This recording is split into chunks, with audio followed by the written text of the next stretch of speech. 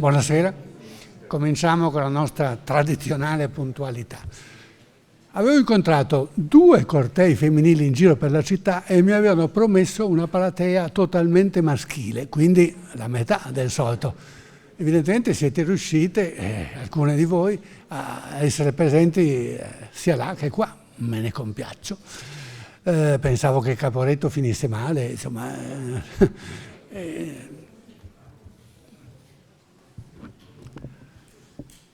Sì, il terzo incontro è protagonista rispetto all'anno 1917. E forse se così a lungo è parsa una chiave per intendere in particolare la guerra sul fronte italiano, questo è stato vero allora, è stato vero diversamente via via a lungo e in una diversa maniera può rimanere vero anche adesso.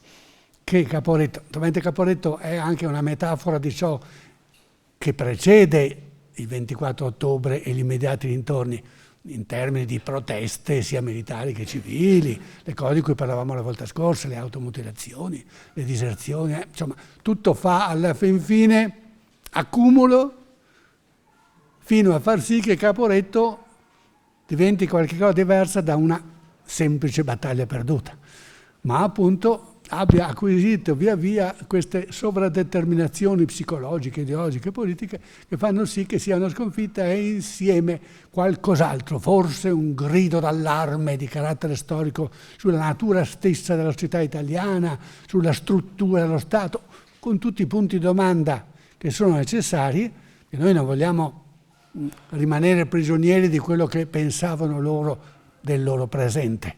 Ci sono stati 100 anni per pensarci sopra. È ovvio che dobbiamo conoscere il loro vissuto, il loro immediatamente vissuto, però ci spetta, da lungo tempo ci è toccato andare oltre, capire più di quello che potevano capire loro, è ovvio questo. Bene. Sapete che il discorso si gioca fondamentalmente tra il 24 ottobre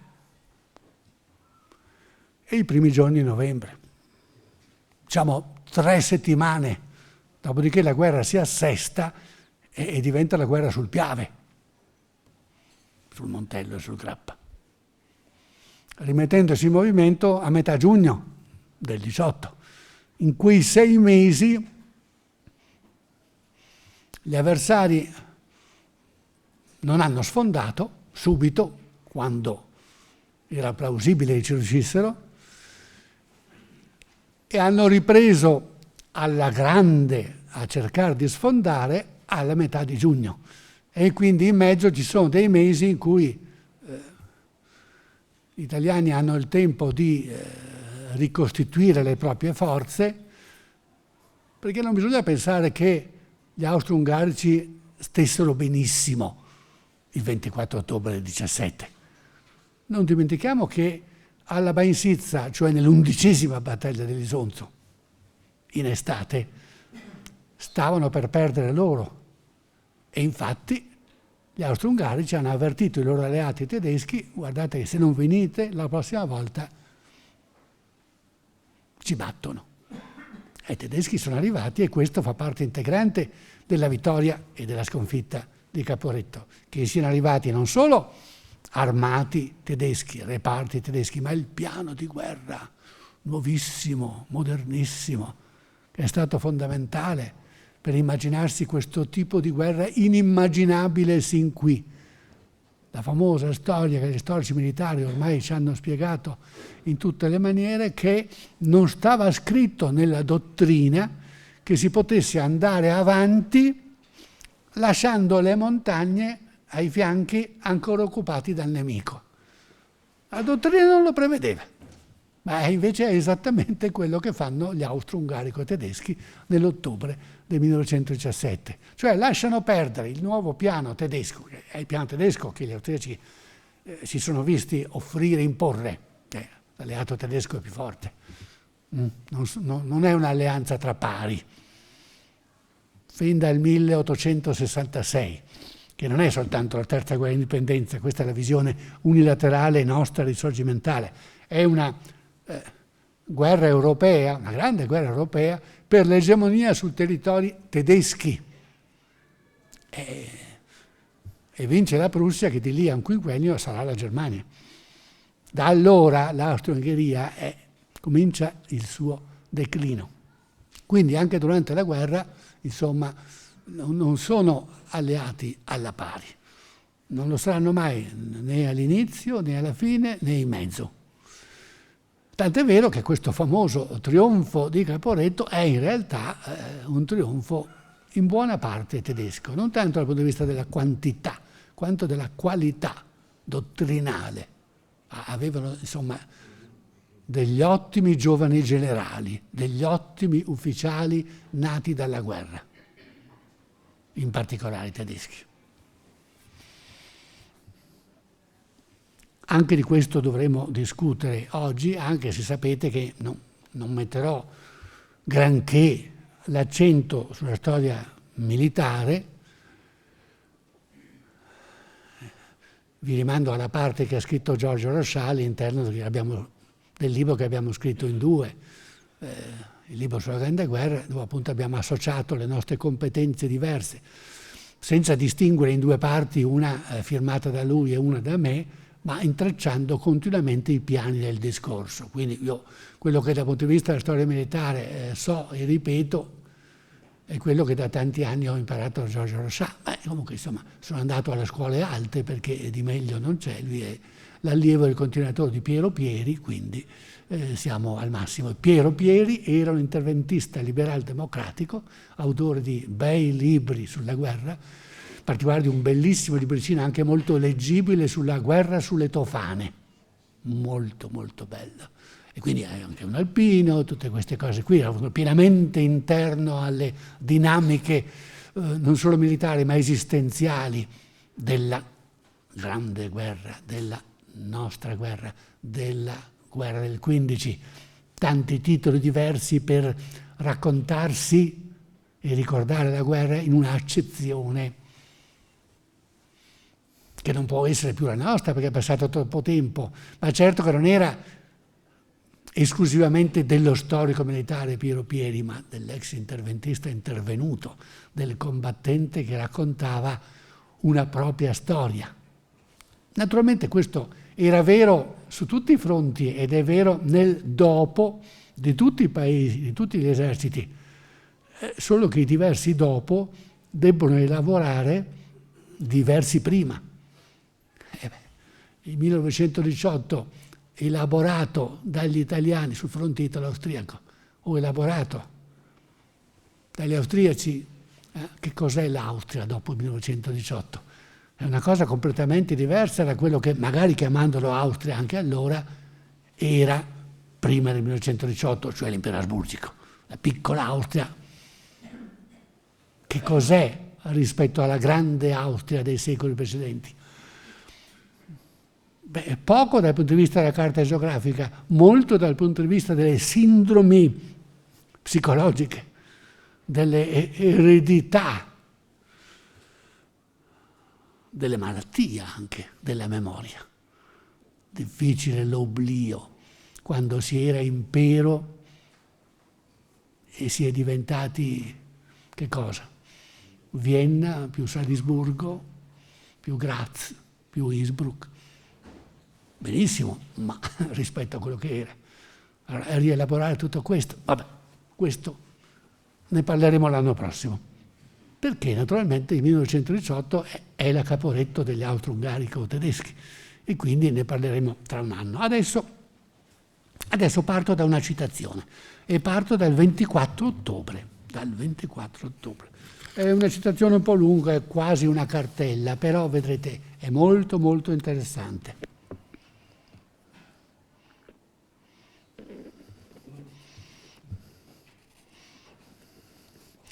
Il reggimento Schutzen sloveno, alloggiato a Kodrojpo, si rifiuta di andare al fronte, si sta ammutinando. È la fine, lo comprendo subito. Si tratta della peggior sciagura che possa colpire l'esercito. È accaduto quello che nessuno si aspettava e tutti quelli che ancora avevano creduto a una fine onorevole della guerra devono vedere scomparire la loro fiducia. lo sfortunato comandante del reggimento in rivolta, egli è inoltre solo il responsabile interinale, riferisce altri dettagli. Gli uomini eccitati hanno cominciato saccheggiando la casa del soldato di Codroipo, dove avevano trovato del rum, se ne erano sbronzati ed avevano iniziato a schiamazzare. Ogni sforzo per ricondurli alla calma con le buone si era dimostrato vano. Solo con il ricorso alle armi era stato possibile arginare il crescente tumulto, che si allargava ad ambiti sempre maggiori, minacciava la città e metteva a rischio anche la stazione, che rivestiva una grande importanza per il fronte. Erano stati sparati anche dei colpi, stando al rapporto del comandante di reggimento che alloggiava appena sopra il paese. Ora si trattava di fare qualcosa di incredibile, fare cioè disarmare il nostro reggimento da altri 2 della stessa divisione. Rapidamente il comandante di una delle brigate di fanteria riceve l'ordine telefonico di ricondurre alla ragione gli sloveni, con cui 2 reggimenti tedeschi dell'Alta e della Bassa Austria ai suoi ordini. Salto alcune righe e proseguo. Allora vanno verso Codroipo, intervengono contro questo reggimento sloveno in rivolta. Ormai avete capito tutti che è il 24 ottobre del 18 e non il 24 ottobre del 17, ma la concomitanza della data ha reso irresistibile la possibilità di partire da questo. Poi ci torniamo. Prima di Codroipo si trova il paesino di Iutizzo, in cui è alloggiato un battaglione del corpo ammutinato. Quando lo superiamo cadono le maschere, tutti i tentativi di abbellire i fatti, in modo che l'intero accaduto risulti solo la degenerazione di un'orgia di ubriachi, finiscono per risultare vani. In questo paese non c'è il minimo indice di ubriachezza. E ciò nonostante, sulla strada incontriamo una quantità di soldati urlanti che assumono un atteggiamento minaccioso non appena riconoscono il comandante di brigata in auto e partono dei colpi e sibilano attorno a noi.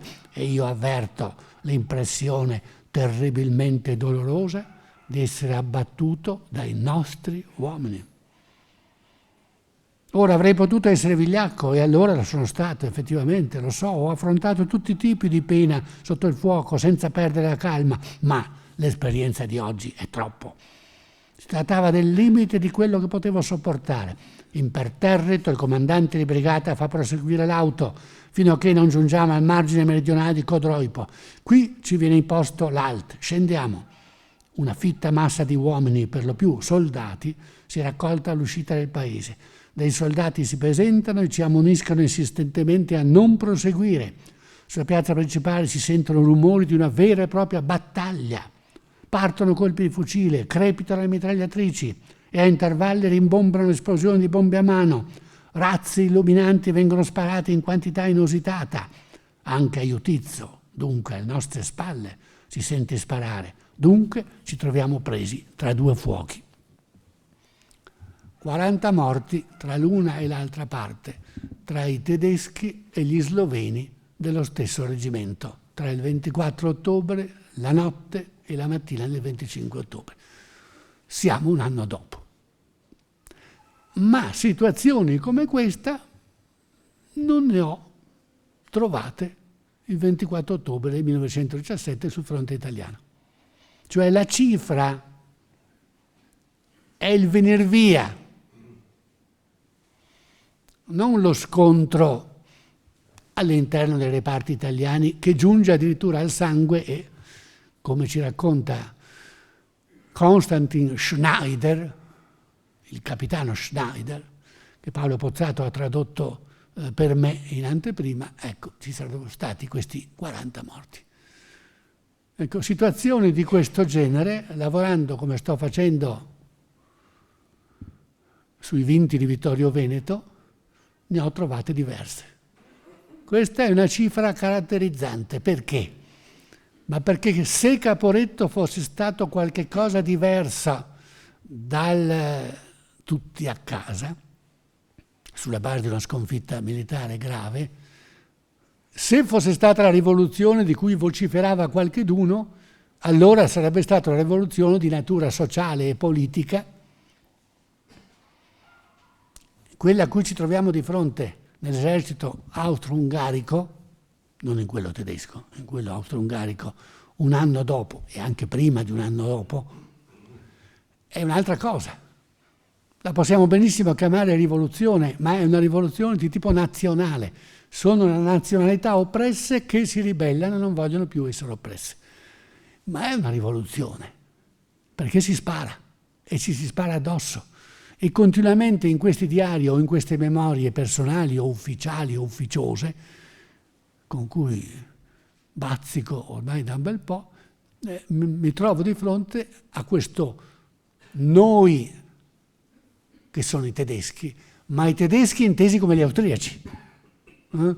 Continuamente noi austriaci vengono chiamati noi tedeschi, ma non nel senso di cittadini della Germania, ma nel senso di parte che parla tedesco, di cultura tedesca, di tradizione tedesco, all'interno dell'impero asburgico che comprende una dozzina di nazionalità, ciascuna delle quali ha livelli di sviluppo da ogni punto di vista e anche condizione istituzionale, garanzie e diritti differenti l'uno dall'altro.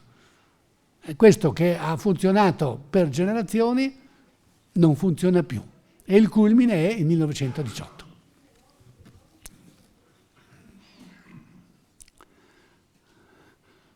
Anche in quel caso dunque ci troveremo di fronte alla dialettica dei fatti e delle percezioni, dei fatti di primo e dei fatti di secondo grado, delle cose concrete, subito documentate e certe, ma quante sono? Cosa c'è di concreto negli ultimi giorni di ottobre? Beh, naturalmente c'è di concreto che sul fronte della seconda armata in molti vengono via dalle posizioni, questo è un fatto. Il come, quanto, chi, perché, i tempi. Tutto questo non è affatto accertato il 24, 25, 26 e neanche nei primi giorni di novembre. E questo è Caporetto. Ciò che scatena l'immaginario, che è la formula che vi ho proposto, l'immaginario scatenato. Adesso cerco oggi di approfondire perché si scatena. Perché non bastava una sconfitta, non è neanche la prima. In fondo, nella Strafexpedition, nella primavera del 16, la rapida avanzata da Trento verso Asiago, attraverso gli altopiani. In astratto potremmo anche dire, ma è già una specie di Caporetto, ma non lo è diventato. Non c'è ancora evidentemente nella primavera del 16 quell'accumulo di stanchezza, di fattori di crisi e tutte quelle altre situazioni che messe insieme, convergendo, renderanno la sconfitta dell'ottobre-novembre 17 Caporetto, nella maniera metaforica, simbolica e proverbiale che è intrinseca in questa parola.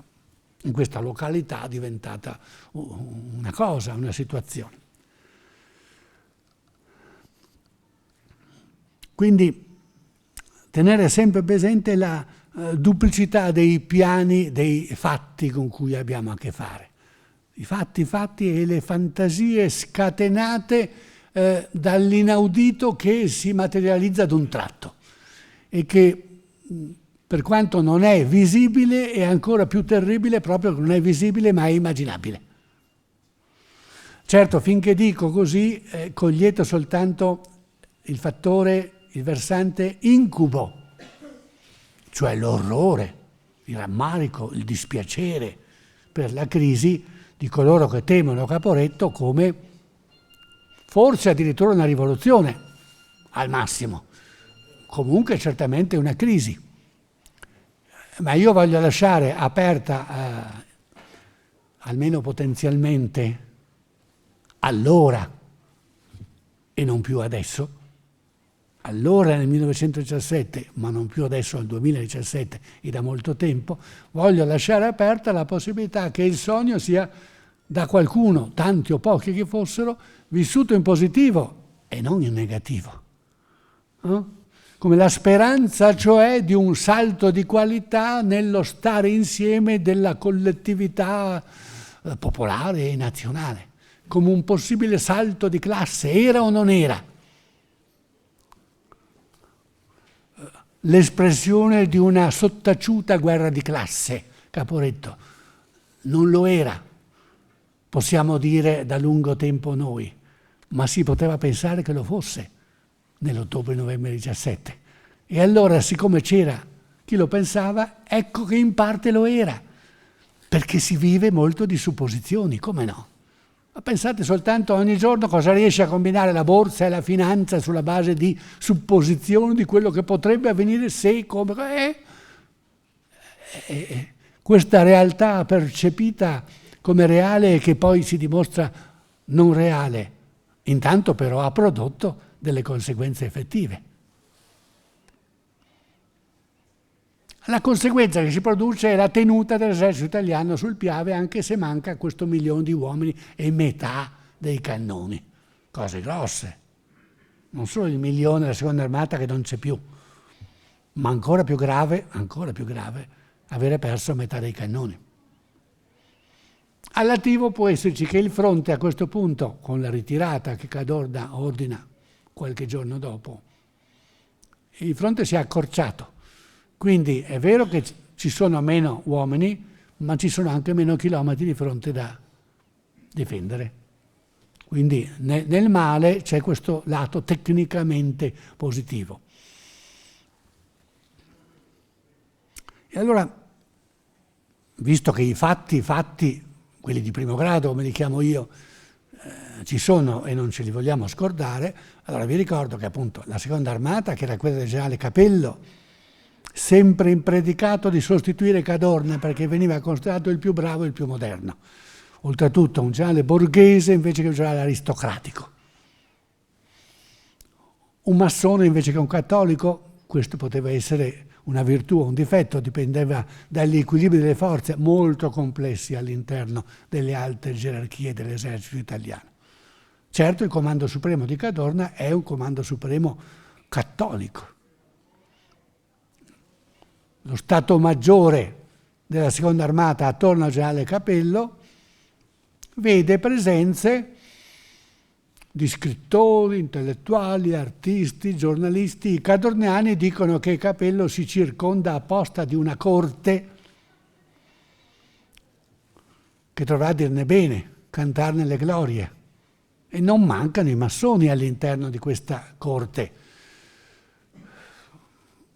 Non è che Cadorna però non avesse fatto arrivare a Udine al comando supremo il colonnello e poi generale Angelo Gatti, che è il critico militare del Corriere della Sera, e che sta lì al comando supremo, invece che essere mandato a comandare un reparto all'altezza dei suoi gradi, sta lì apposta per scrivere dall'interno del comando supremo la storia della guerra vista dal comando supremo di Cadorna.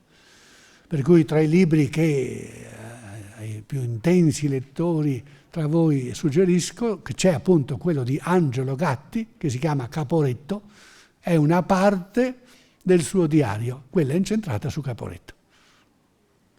Ed è stata pubblicata a cura di Alberto Monticone, che vi ho già ricordato, come il coautore di Protonda Esecuzione, ed è facilmente rintracciabile presso l'editore Il Mulino. In generale negli anni 60, a congrua distanza dai fatti, hanno cominciato a uscire diari e memorie importanti. Spesso portano la data del 60, del 61. Qua per esempio tra poco queste sono le memorie di Vittorio Emanuele Orlando, ma Martini, che probabilmente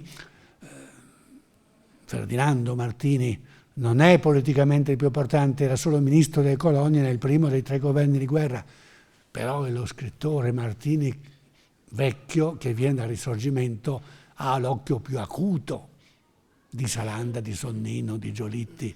Di sicuro, oltretutto, non sono memorie, è un diario scritto durante la guerra, è di sicuro il più ricco di tutti, questa serie di diari e di memorie degli uomini politici di prima fila. ciascuno dei quali naturalmente fa un autoritratto interessato, come fa Cadorna, come fa Capello. Appena finita la guerra, naturalmente gli israeli cominciano a scrivere libri, succede così. Anche dopo la seconda guerra, l'editore Garzanti fa un sacco di libri, subito dopo il 45, dei fascisti e degli antifascisti, dei generali che litigano fra loro. Figurarsi poi, dopo una guerra perduta, che belle litigate si possono fare ancora di più che dopo una guerra vinta. Ma naturalmente, dopo la prima guerra mondiale vinta, c'erano molte decine di generali silurati da Cadorna che dovevano dimostrare nelle proprie memorie di aver avuto ragione loro. Oppure c'è Caporetto e ciascuno deve posizionarsi rispetto a di chi è colpa Caporetto? È colpa dei generali o è colpa dei soldati? Arriveremo tra poco al famoso comunicato di Cadorna in data 28 ottobre, dove c'è la colpa sui soldati. Allora un po' di cifre: 1 milione la seconda armata. Non ci sono tanti morti e feriti, sull'ordine di 30.000, che non è granché per una battaglia che determina un disastro consimile. Poi è chiaro che sono tanti, ma non sono tanti rispetto allo sconquasso che chiamiamo Caporetto. Enormemente più alte le cifre dei prigionieri, centinaia di migliaia, pari a quelle che avranno un anno dopo gli austro-ungarici.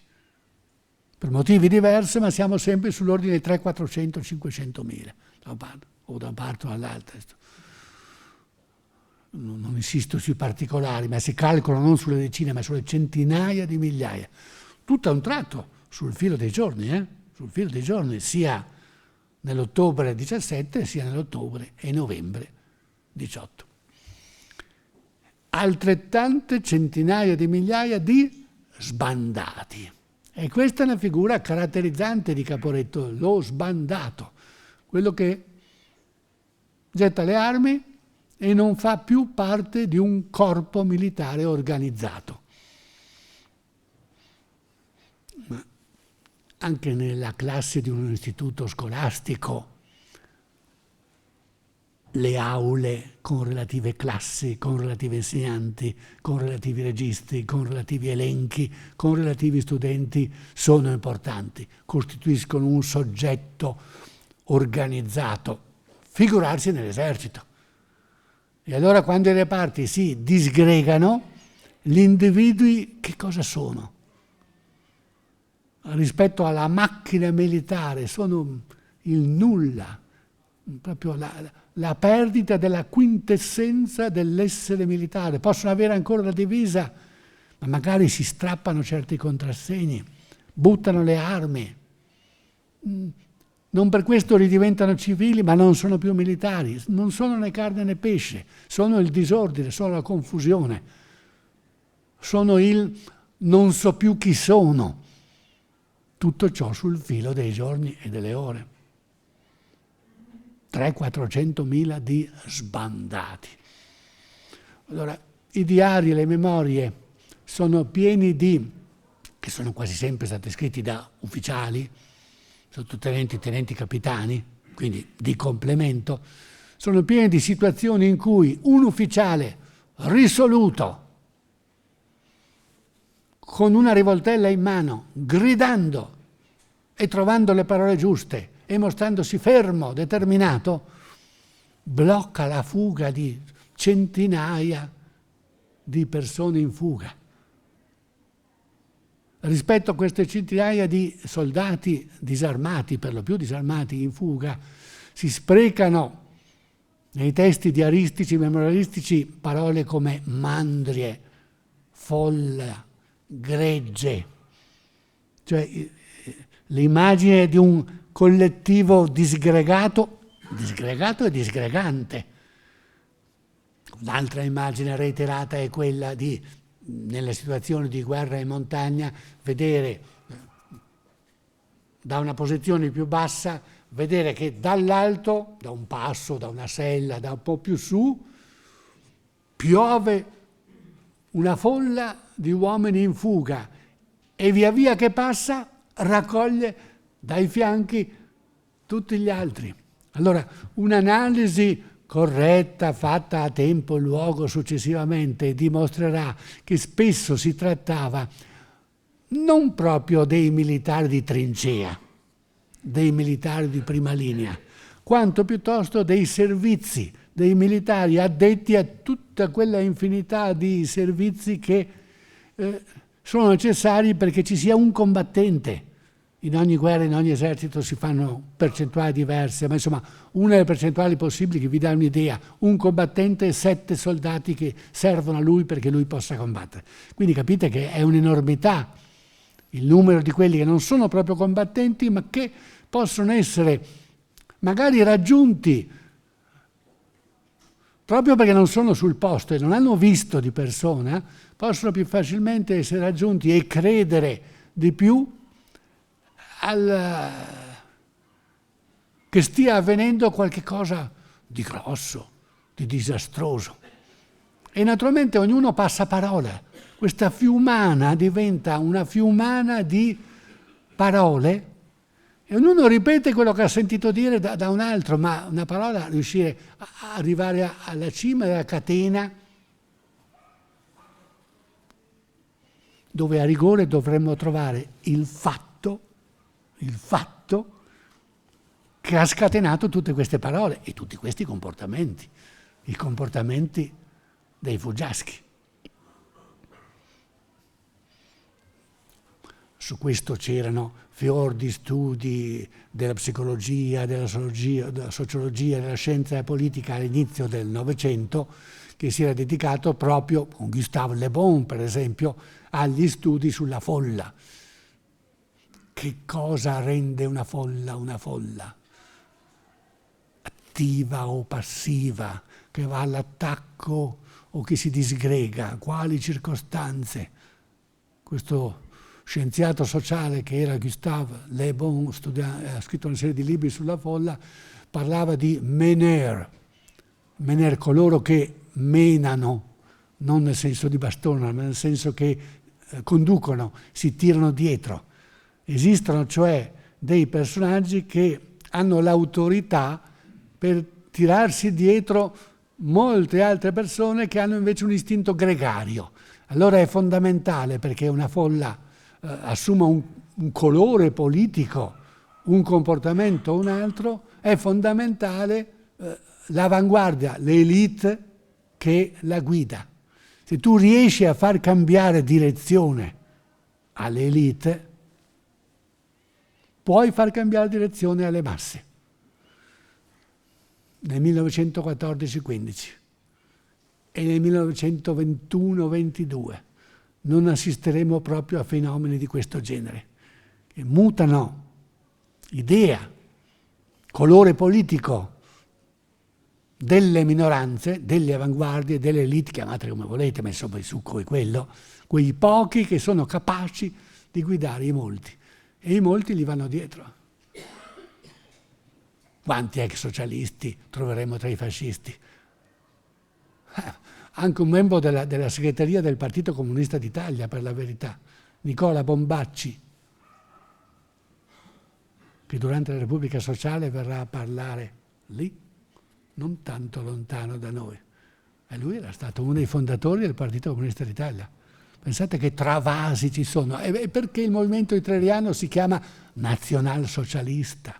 E perché c'è tanto rosso nella sua bandiera? Se non perché le nuove avanguardie, le nuove elite, magari esse stesse convertite in una qualche maniera in precedenza, vogliono rivolgersi alle masse e convertirle da un colore a un altro colore? Sono già le 6, noi stiamo qui prendendocela comoda e parlando del Novecento in Germania, in Italia. Vabbè, andiamo avanti. Allora, qualche cifra, insomma, ve l'ho dato.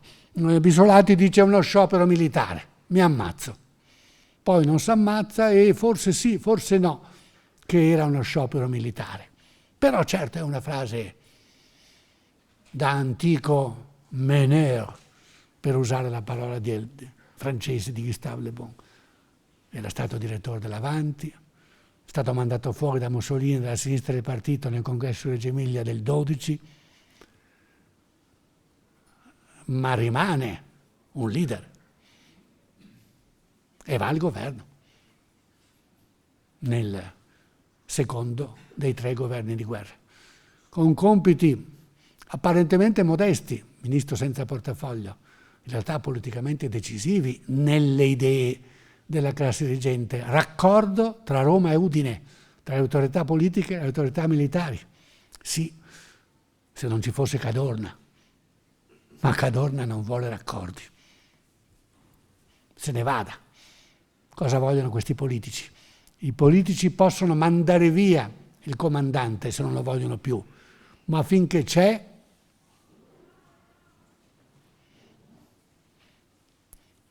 tutti quelli di voi che sanno qualcosa di calcio sanno le situazioni diverse che si creano nelle grandi squadre a seconda se c'è un presidente o un altro presidente, e anche se c'è un allenatore capace di resistere al presidente oppure no. Come sappiamo non sempre c'è. Cadorna era perfettamente in grado invece di resistere. Salandra non ha la sua tempra, Boselli non ne parliamo neppure. Orlando viene attaccato prima come ministro della giustizia nel primo governo, poi come ministro degli interni nel secondo, poi diventa lui presidente del Consiglio, dopo che i forti dell'interventismo, Cadorna compreso, non perché fosse stato interventista, ma perché esprime comunque l'autorità in sommo grado, hanno continuato a dir male di Orlando da ministro dell'interno. Uno dei segni delle letture plurime di Caporetto sta proprio in questo. Gli interventisti ultra, quelli del cosiddetto fronte interno, che non era considerato meno importante del fronte esterno, volevano che fosse mandato via Orlando, perché debole con i cosiddetti disfattisti. E invece Orlando, da ministro dell'interno che era, diventa addirittura presidente del Consiglio e sarà il presidente della Vittoria. Ma al posto di Cadorna ci sarà Diaz, un politico, un generale malleabile, non un dittatore in pettore. E alla dittatura di Cadorna qualcheduno tra gli interventisti ci pensa nel mezzo della guerra, tra il 16 e il 17. Allora, quali fatti ci volevano per fare Caporetto, per rendere tale una battaglia perduta? Li elenco schematicamente. Il complesso rapporti tipico della neonata, statualmente parlando, Italia, fra governanti e governati, tra classe dirigente e popolo, diciamo così. Popolo antico, ma Stato giovane, 1861, mezzo secolo. Dunque, l'assetto tra governanti e governati, uso un titolo importante di Pasquale Turiello, uno degli osservatori dell'Italia liberale più penetranti. Questo assetto forse non era ancora stato trovato, o forse sì, va a saperlo, ma all'interno delle cose che man mano succedono dentro la guerra, ciascuno, a seconda di quello che pensa del rapporto in Italia tra governanti e governati, legge quello che sta succedendo, legge i fatti di Torino della seconda metà dell'agosto 17, legge il discorso di l'ultima strage di Papa Benedetto il 1 agosto e legge soprattutto Caporetto. Chi ha dei dubbi sul fatto che i governati si vogliano lasciare governare veramente dai governanti, trova conferme quando ci sono fenomeni di scollamento, cioè li legge invece che fatti militari come forme di scollamento sociale. L'emergere, l'affiorare in bella luce di quello che stava dentro, che fermentava sotto, ma che già c'era. Vi dicevo la volta scorsa che fino a pochi giorni prima di Caporetto, Cadorna tutto sommato rassicura il governo dicendo vabbè, non ci sarà l'attacco, non ci sarà, ormai siamo in inverno. Ma se arrivano li attendo a piè fermo. Dunque vuol dire che come governante pensa di poter tenere a bada l'esercito, ha dei dubbi su governanti politici, su Orlando in particolare, per quanto riguarda la tenuta dei civili, cioè il problema è il paese, secondo Cadorna, non l'esercito. Ecco una ragioni per cui Cadorna non voleva mandare in licenza i soldati, lesinava le licenze e con ciò naturalmente peggiorava la situazione del morale, perché non dava mai una parentesi di vita a questi poveri diavoli. Ma Cadorna era convinto che il paese glieli rovinasse, i buoni soldati che partivano dal fronte, buoni soldati, e tornavano 15 giorni dopo quello che era dalla licenza, cattivi soldati. Perché? Perché la mamma, perché la moglie, perché il parroco, perché la Marietta, la Giovanna, i figli, eccetera, e avevano detto: ma perché non ti imboschi, ma perché non scappi, l'hanno fatto tanti, fallo anche tu. Cosa torni a fare? Poi ti ammazzano. Questa era la convinzione di Cadorna. Allora, Caporetto arriva come una specie di prova provata a posteriori. Allora, quello che temevamo, quando a Torino succedeva, eccetera, eccetera, eccetera. Oppure le sentenze dei tribunali militari, le automutilazioni, tutto diventa una sintomatologia non a sé stante, ma capace di preconizzare Caporetto, quello che adesso sta avvenendo. C'è una lettura a ritroso, capite? Caporetto serve a rileggere e a comprendere, non è vero, ma così pensavano molti allora. Oltre a questo complesso rapporto, diciamo in un'altra maniera, secondo punto, c'era tutta la storia d'Italia così com'era, la storia d'Italia, il risorgimento così com'era stato. Lo Stato liberale è nato contro la Chiesa in un popolo così largamente cattolico come quello italiano. Avere fatto lo Stato senza e contro la Chiesa, perbacco, o non è questo un elemento di crisi potenziale, di debolezza strutturale? E dunque il discorso del Papa del 1 agosto, l'inutile strage, sembra l'espressione della parola d'ordine che potrebbe far cascare tutto. Viene immediatamente rintuzzato, bloccato, ma no, però.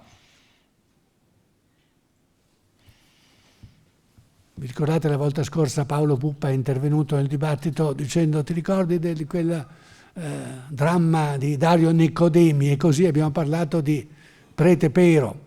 Prete Pero era stata una poesia del Giusti durante il Risorgimento e a questo punto nel 17 diventa un bravo parroco che è stato cappellano militare, che è patriota, ma tornando nel suo paese in Toscana scopre quello che sapeva già, che il suo vescovo e che altri confratelli la pensano diversamente da lui, cioè tutti vogliono, i cattolici, reimpadronirsi del paese Italia, ma lo vogliono per strade e con accenti diversi.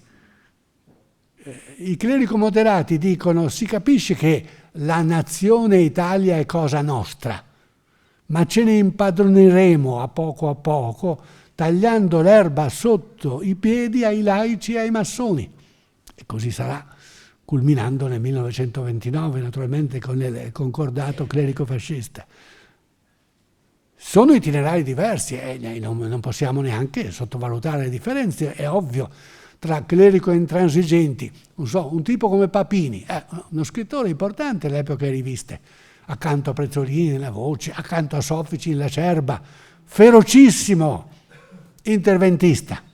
Poi non fa la guerra perché è semicieco e va bene, non è una colpa. E si converte a metà della guerra mettendosi d'accordo come consulente, diciamo, teologico con Padre Rosa, che è il direttore di Civiltà Cattolica, la rivista dei Gesuiti, e subito dopo la guerra manda fuori questo che sarà un grande best seller, La storia di Cristo. E assieme a Domenico Gigliotti, che è molto più coerente di lui nella sua storia di clerico intransigente, nel 23 scriveranno le prime 2 lettere del dizionario dell'Homo salvatico, fanno soltanto la A e la B, però facendo la A e la B, tra le tante parole che possono mettersi dentro, facendo emergere il loro punto di vista reazionario e clerico intransigente, c'è niente meno Battisti. E vedete come lo conciano il povero Battisti. Arrabbiati perché?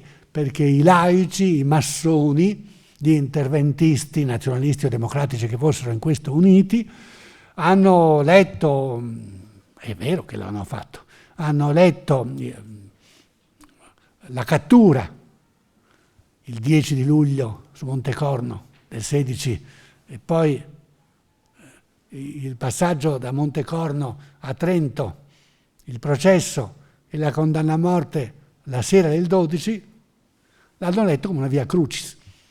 In effetti tutti i narratori indulgono a una serie di elementi che sono proprio quelli del Cristo sottoposto a una serie di maltrattamenti fino a che alla fine arriva alla croce. Questa è la religione civile della patria che per rendersi forte finisce in realtà per rendere omaggio al linguaggio della religione cattolica. Allora questo era già il non possiamo non dirci cristiano di Benedetto Croce di 20 e più anni dopo. In realtà era un riconoscimento, ma Papini e Giuliotti non sono in grado di prenderla come un riconoscimento e lo prendono invece come un usucapione, una indebita presa di possesso del linguaggio di Chiesa da parte dello Stato che vuole vestirsi di panni non propri.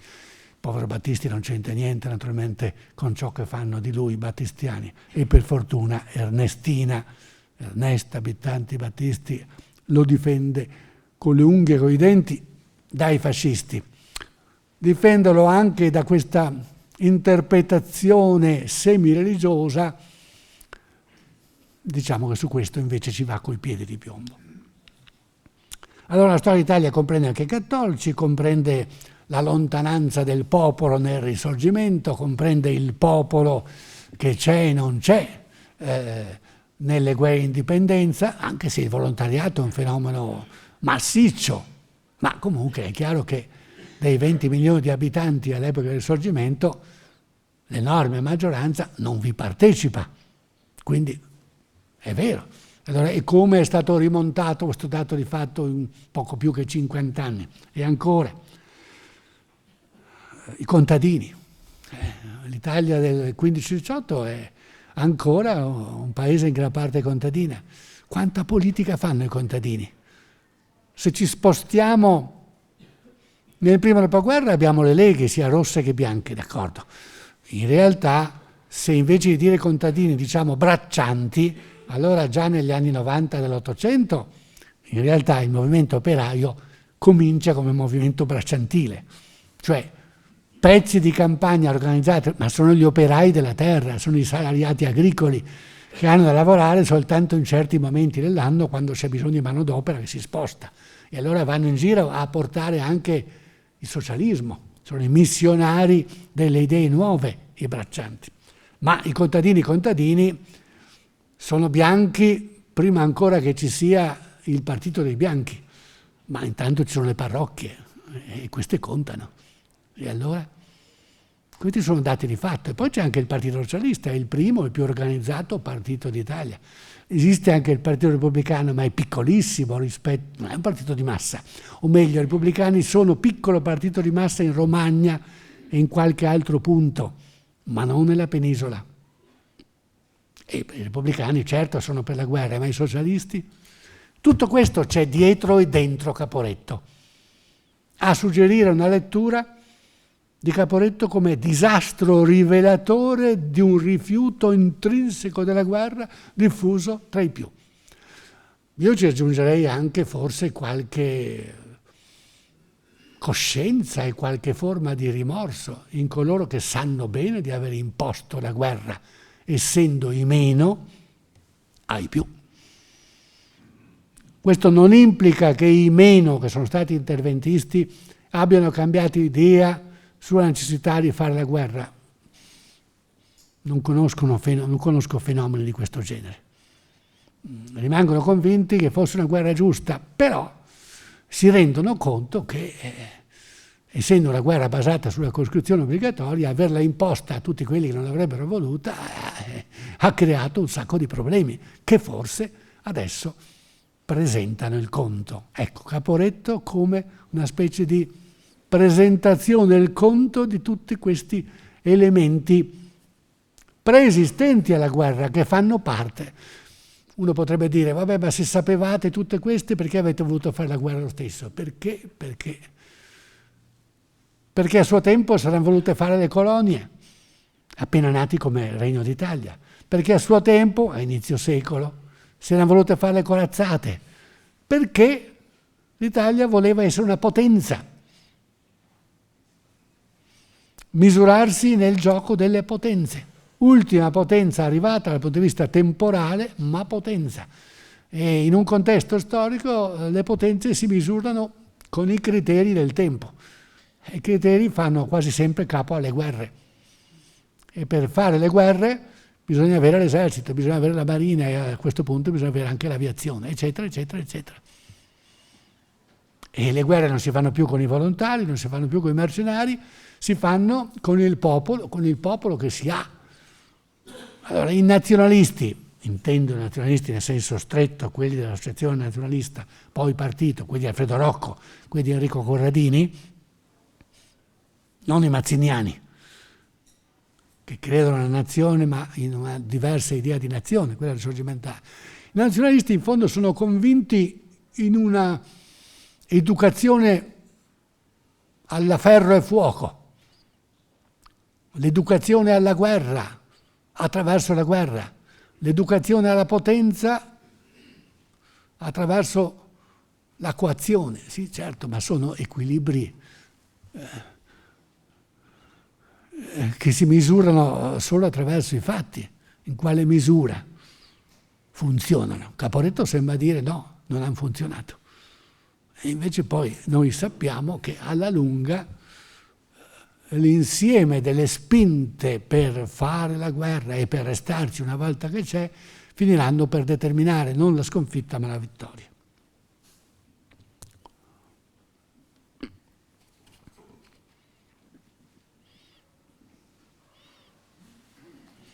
Altro elemento caratterizzante dell'ultimo che voglio indicarvi, il Partito Socialista e i suoi diversi comportamenti rispetto a quelli degli altri partiti socialisti europei. Gli altri si erano integrati all'interno delle scelte parlamentari, quando erano state parlamentari, non sempre, e addirittura erano andati al governo. Il Partito Socialista Italiano non riesce a fare la rivoluzione, non riesce a opporsi alla guerra neanche in una maniera ben lontana dalla rivoluzione, comunque a dare dimostrazione operativa dell'essere contro, ma rimane in gran parte contro. Quindi partecipano i socialisti, ma costretti, senza entusiasmo, senza convinzione. Lo si sa questo nell'ottobre-novembre. E di nuovo Caporetto sembra far affiorare questa coscienza tenuta bassa sin qui. Le baionette intelligenti, frase d'epoca, erano state tacitate da Cadorna nell'esercito di Cadorna. Il citoyen, il cittadino, c'era tra gli interventisti del 14-15, ma c'è assai meno questo cittadino di tradizione rivoluzionaria e francese dentro la guerra. Dentro la guerra i consiglieri di Cadorna, Gemelli, che vi nominavo la volta scorsa, consigliano la passività, la rassegnazione, il fatalismo, l'ubbidienza. Quindi la guerra come la grandine, la guerra come la tempesta, bisogna aspettare che passi, alla passare nuttata, noi pensiamo a De Filippo, ma Benedetto Croce, una generazione prima, da filosofo invece che da drammaturgo, aveva detto qualcosa del genere, chiosando la guerra del 14-18, prima, durante e dopo. Il mio popolo napoletano che capisce tutto, che è colto senza aver fatto le scuole, capisce come bisogna comportarsi alla guerra, aspettare che passi, come il Vesuvio, eccetera. Questo è l'esercito di Cadorna, ma Caporetto sembra dire che non è bastato, che bisognava occuparsi del morale, che il morale delle truppe ha a che fare con un'idea di cittadinanza un po' più consapevole e attiva. E l'ultimo anno di guerra terrà conto di questo. In fondo i soldati sono cittadini. Anzi, li abbiamo chiamati a votare con la legge del 12, con le elezioni del 13. Dunque,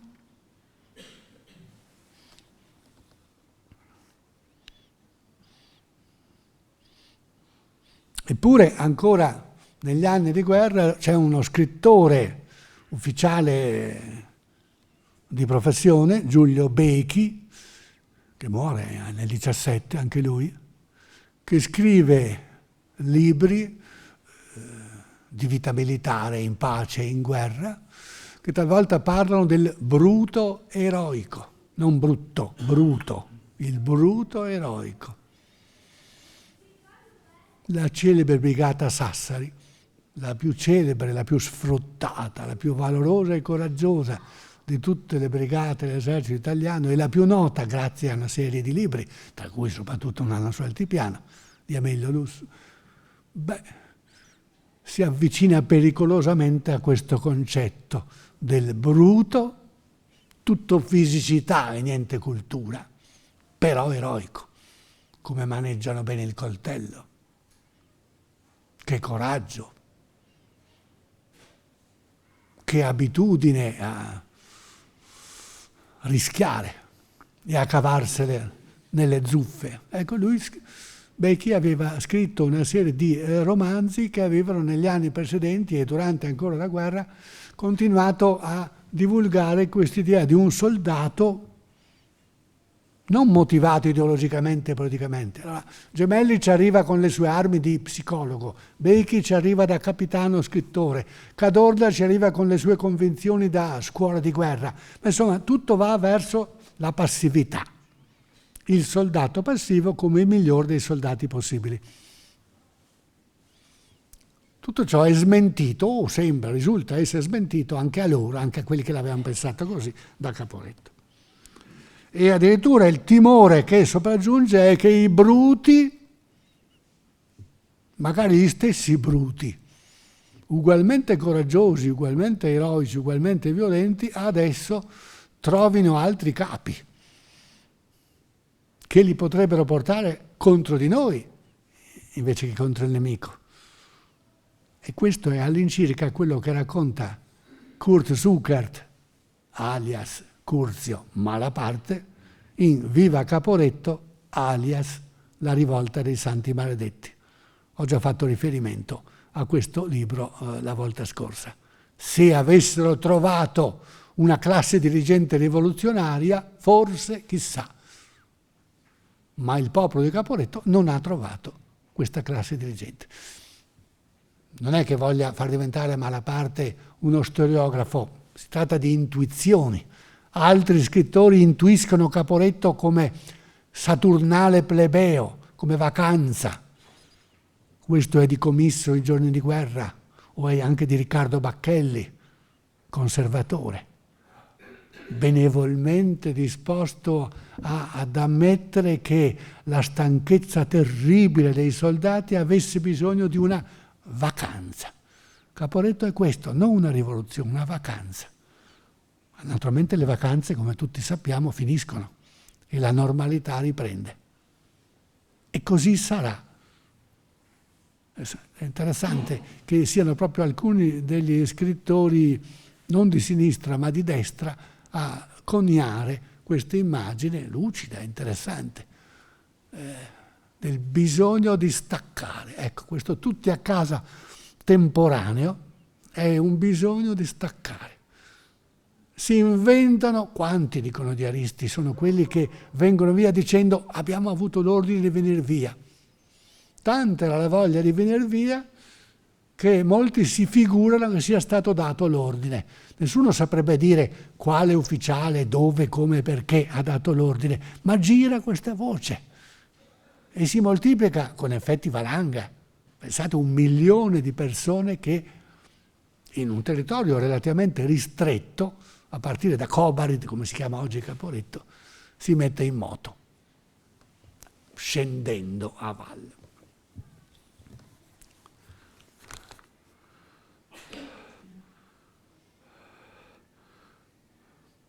Altri riferimenti precedenti ve li ho già fatti, li ricordo, la frase di Treves il 12 luglio, la frase del Papa il 1 agosto, i fatti di Torino la seconda metà d'agosto che portano all'intervento dell'esercito per spegnere questo moto femminile nato per la mancanza di pane ma diventato qualcosa di più, spegnerlo tra non pochi morti.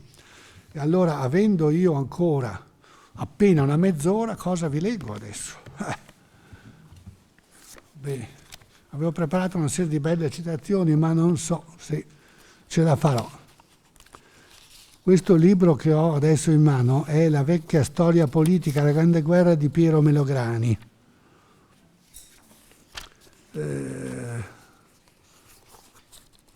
Che descrive così i fatti di Torino, un precedente di Caporetto.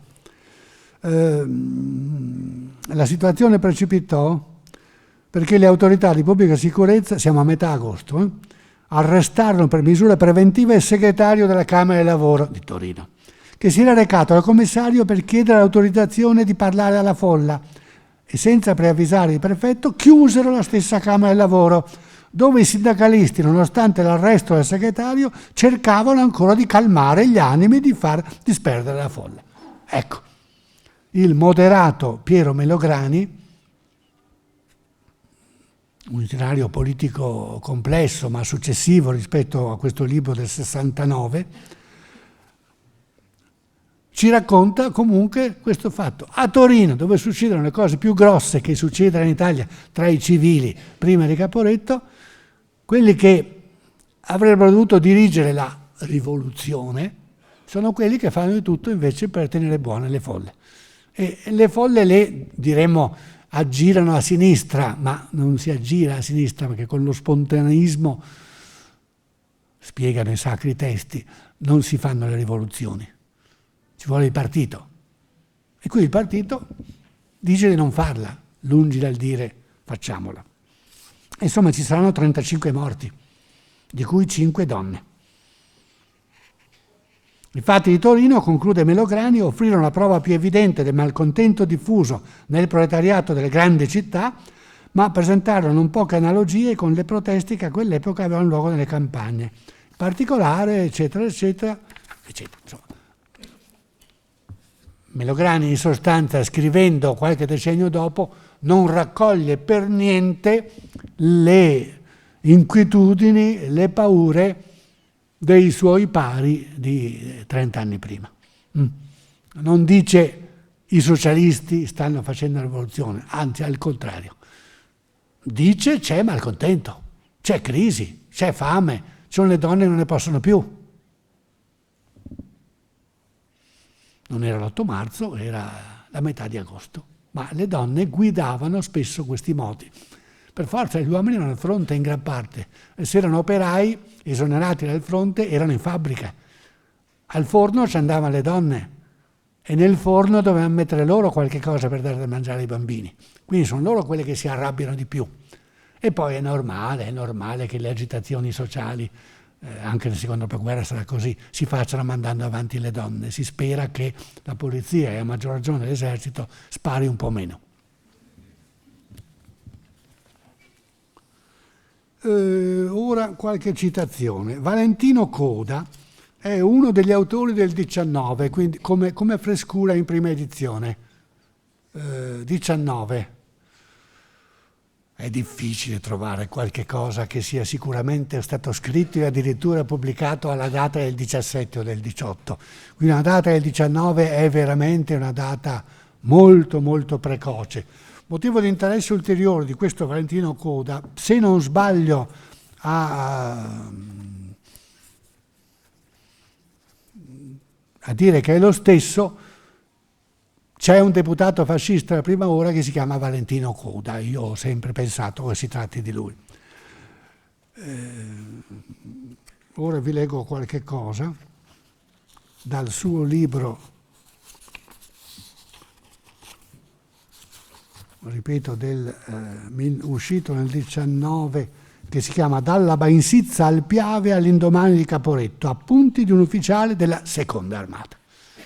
Quindi importante perché è precoce, 19, e perché lui è della seconda armata. Non male che sia quasi certamente il futuro, il prossimo deputato fascista. Ancora una volta, cioè, qualcuno di quelli che ha lo sguardo più acuto sarà un intellettuale militante del fascismo e non un antifascista.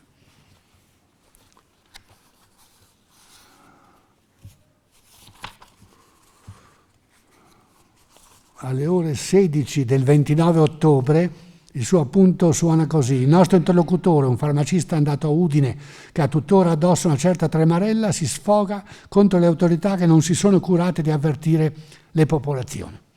E anche questo è vero. Il colpo è stato sì rude e improvviso che ha spezzato i congegni della macchina burocratica. Le relazioni fra autorità militari e civili, tra prefetti e sindaci, tra governo e paesi. Al municipio non si sa niente. La polizia è muta. I funzionari sono scomparsi. Ognuno che sa e può aiutarsi pensa a sé. È quello che consiglia, ammonisce e convince il gregge dei perplessi a restare o partire, secondo che egli è patriota o austriacante, che il partire o restare gli sembra utile agli interessi della parrocchia.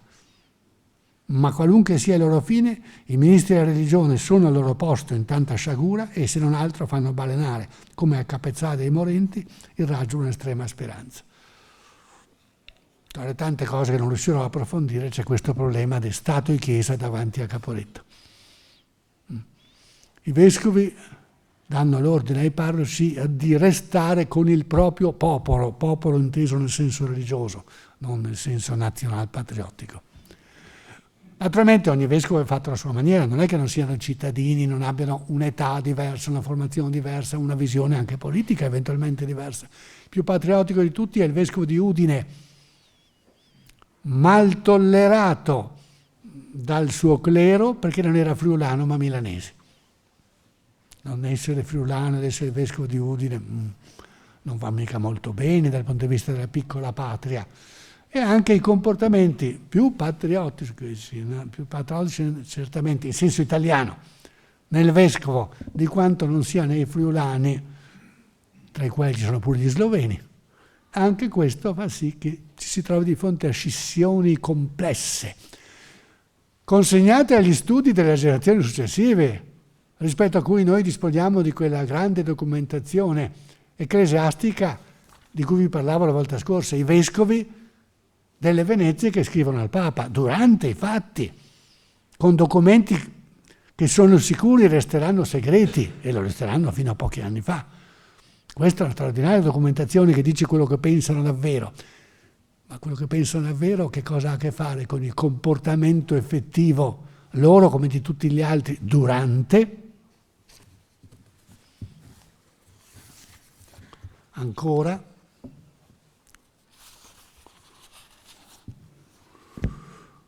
I bollettini odierni, è sempre Valentino Coda, di cui abbiamo confuse notizie, pare accennino a battaglie campali, a scacchi del nemico. Da quelle che vediamo noi, debbono essere veridici come quelli di maggio. Né battaglie, né resistenze. Il nemico fa di noi quel che vuole, ci scaccia a pedate dal nostro suolo, dal suolo della patria, e noi, miserabili, non facciamo niente per salvarlo. Centinaia di migliaia di uomini non hanno sparato un colpo di fucile e le mitragliatrici, i cannoni, fusi con gli ultimi soldi della grande proletaria, è l'espressione di Pascoli. Invece di seminare la strage nelle file dell'invasore, restano seminati per le strade. Il vincitore non avrà che a voltarceli contro e noi, colpiti nella schiena, cadremo da vigliacchi. Qui la cultura nazionalfascista si intravede. Però a noi interesserebbe, dal punto di vista dei fatti, poter credere al 100% o solo in una certa percentuale a quello che Coda testimonia. Lui dice: nessuno resiste. Ma sarà vero? Gli studi che va conducendo Paolo Gaspari, che è contemporaneamente l'editore dei suoi libri in quanto storico, sulla base di una fonte particolare, molto particolare, preziosa ma particolarissima, difficile da decodificare, sono le relazioni degli ufficiali italiani fatti prigionieri a Caporetto o altrove, che quando tornano alla prigionia debbono, ciascuno di loro, raccontare quando, come, perché sono stati fatti prigionieri. Sono migliaia e migliaia di relazioni conservate negli archivi militari dell'esercito. Poco usate, Gaspari ci ha sgridati tutti, ha fatto bene, per non averli usati di più. Io a mia volta gli ho detto: ma guarda però che sono arringhe autodifensive, bisogna stare attenti a mangiare questa fonte. In ogni caso, Questa fonte dice che non c'è una grande battaglia d'arresto, questo no, Gaspari non lo sostiene, le sue fonti non lo sostengono, ma c'è una miriade di episodi di resistenza di plotoni, compagnie e battaglioni. Quindi non ci sarebbe una disgregazione come quella che testimonia Coda e non è il solo. Un altro testimone è Frescura, ve l'ho già nominato, questo giornalista vicentino. Nel Diario dell'imboscato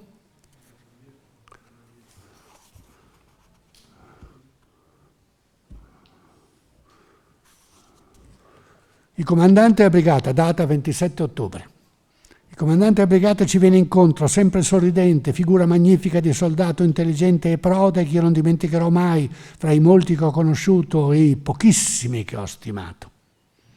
Egli ci racconta che durante il ripiegamento da Robic Potoki, gli abitanti di Robedisce e di Bergogna sparavano contro i nostri unendosi agli austriaci che acclamavano.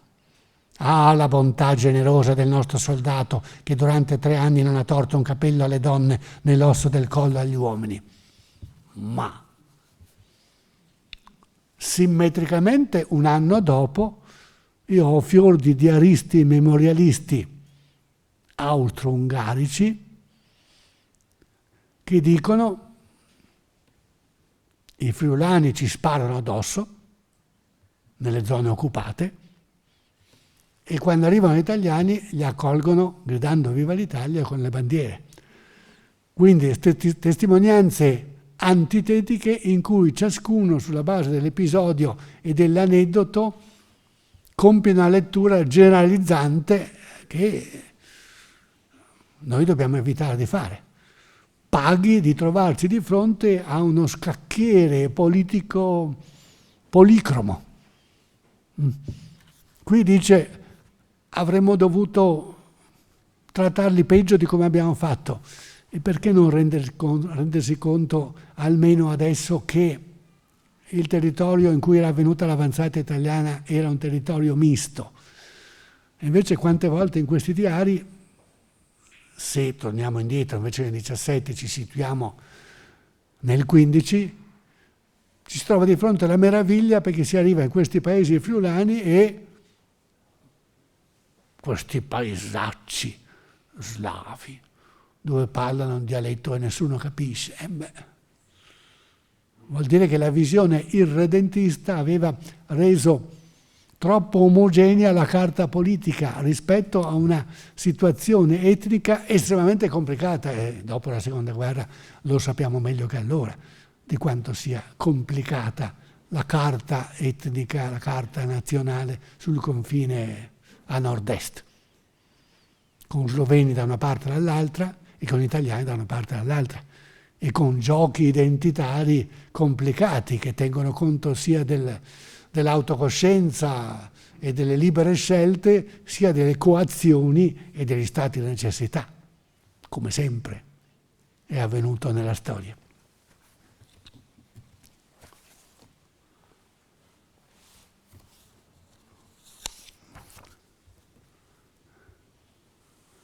Ancora Frescura, alla data del 29. Non una fucilata, non una cannonata, eppure il nemico è di fronte, attaccherà certamente domani. Se attaccasse ora sarebbe la fine, perché i soldati sono per tutte le case a mangiare e a bere, vinti dalla fame e dalla stanchezza. Essi, abituati nella lunga guerra a non avere alcuna volontà, non si fanno idea della terribile situazione in cui siamo. Le esigenze della natura sono al di sopra e dal paese sale altissimo nella notte un vociare di soldati avvinazzati e tutto il paese è illuminato dalla veglia. Il nemico, in agguato, attende.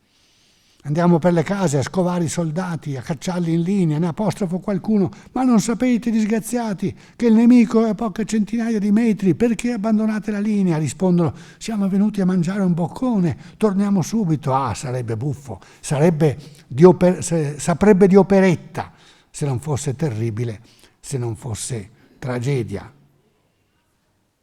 Cadorna può cantar l'addio, mia bella, addio. È una delle tante litanie, frasi, musichette, canzoncine che costellano la fuga. Altro grande tema che non riuscirò a sviluppare come sarebbe stato dovuto è quello del profugato. Cioè, tutto il Friuli e metà Veneto vengono occupati dagli austro-ungarico-tedeschi e poi tenuto dagli austro-ungarici. È un grande tema della storia sociale che negli ultimi decenni appassiona molto di più della storia politico-militare della Grande Guerra e che viene studiato sia in grande nel suo complesso, sia per paesi, per zone, in situazioni specifiche. Centinaia di migliaia di persone vengono via subito prima che questi territori vengano invasi. Altre centinaia di migliaia, pare che un po' più della metà rimanga e un po' meno della metà sia venuta via. Ma siamo sempre sull'ordine di centinaia di migliaia, da una parte e dall'altra. Perché? Chi? I ricchi vengono via, i poveri rimangono? In buona parte è proprio così. I treni finiscono presto, bisognava avere una carrozza o un carretto, un cavallo. Poi bisognava arrivare in tempo ai ponti, ma ai ponti ci vogliono arrivare prima ancora dei civili, i militari, e sono tanti, un'intera armata che sta ritirandosi poi dall'ordine di ritirata in poi tutte, e tutte vanno verso gli stessi fiumi che stanno in mezzo per arrivare all'Italia non invasa, e tutti vanno verso gli stessi ponti. E ovviamente, siccome ci vanno anche gli austro-ungarici, a un certo punto i ponti vengono fatti brillare. Il problema è di quando, di scegliere il momento buono. Ma quale che sia il momento per il singolo ponte, c'è sempre un sacco di gente che è rimasta di là. Magari gente che sarebbe venuta di qua se avesse fatto in tempo e se ne avesse avuto il modo. Dopodiché cosa fa? Sopravvive di là, quelli che rimangono di là. C'è ancora molto da sapere, probabilmente, per una lettura che non voglia seguire soltanto il paradigma vittimario, come viene chiamato adesso, cioè vedendo soltanto e valorizzando soltanto le vittime, cioè i civili che rimangono di là e hanno poco o nulla da mangiare. Paradigma giusto, ovviamente. Si trattava di sopravvivere. Però la guerra non è finita, la guerra continua e continua anche attraverso quell'arma che allora era importante, che erano i piccioni viaggiatori o le spie, paracadutate in terra occupata. Ce ne sono diversi. E se non vengono prese e passate per le armi,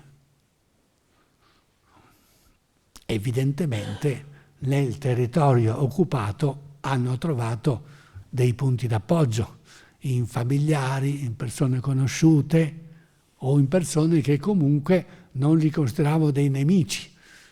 Fatto sta che i piani di guerra austro-ungarici in parte vengono conosciuti prima proprio attraverso questa azione. Ecco, io penso che lo studio del Friuli occupato e del mezzo Veneto occupato possa e debba proseguire, che ci sia ancora molto da sapere. Sta certamente proseguendo in chiave di storia locale, perché oggi la storia locale va per la maggiore. Certamente sta proseguendo in chiave di storia sociale, perché la storia sociale prevarica sulla storia politica. Io vorrei che riuscisse a proseguire anche come storia complessiva, perché secondo me la storia politica ha più larghe braccia di tutte le altre storie che possono stare dentro una visione alta e complessa della storia politica. Dobbiamo fare buon uso dell'ultimo quarto d'ora, vediamo cosa riesco ancora a dirvi. Altro grande tema, fatemi una domanda sul profugato. Come vengono trattati i profughi in Italia? Vi risponderò.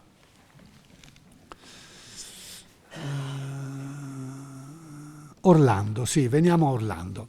Vi dicevo, diventa il Presidente del Consiglio proprio nella crisi di Caporetto, sostituendo il vecchio Boselli, e avrei due citazioni interessanti.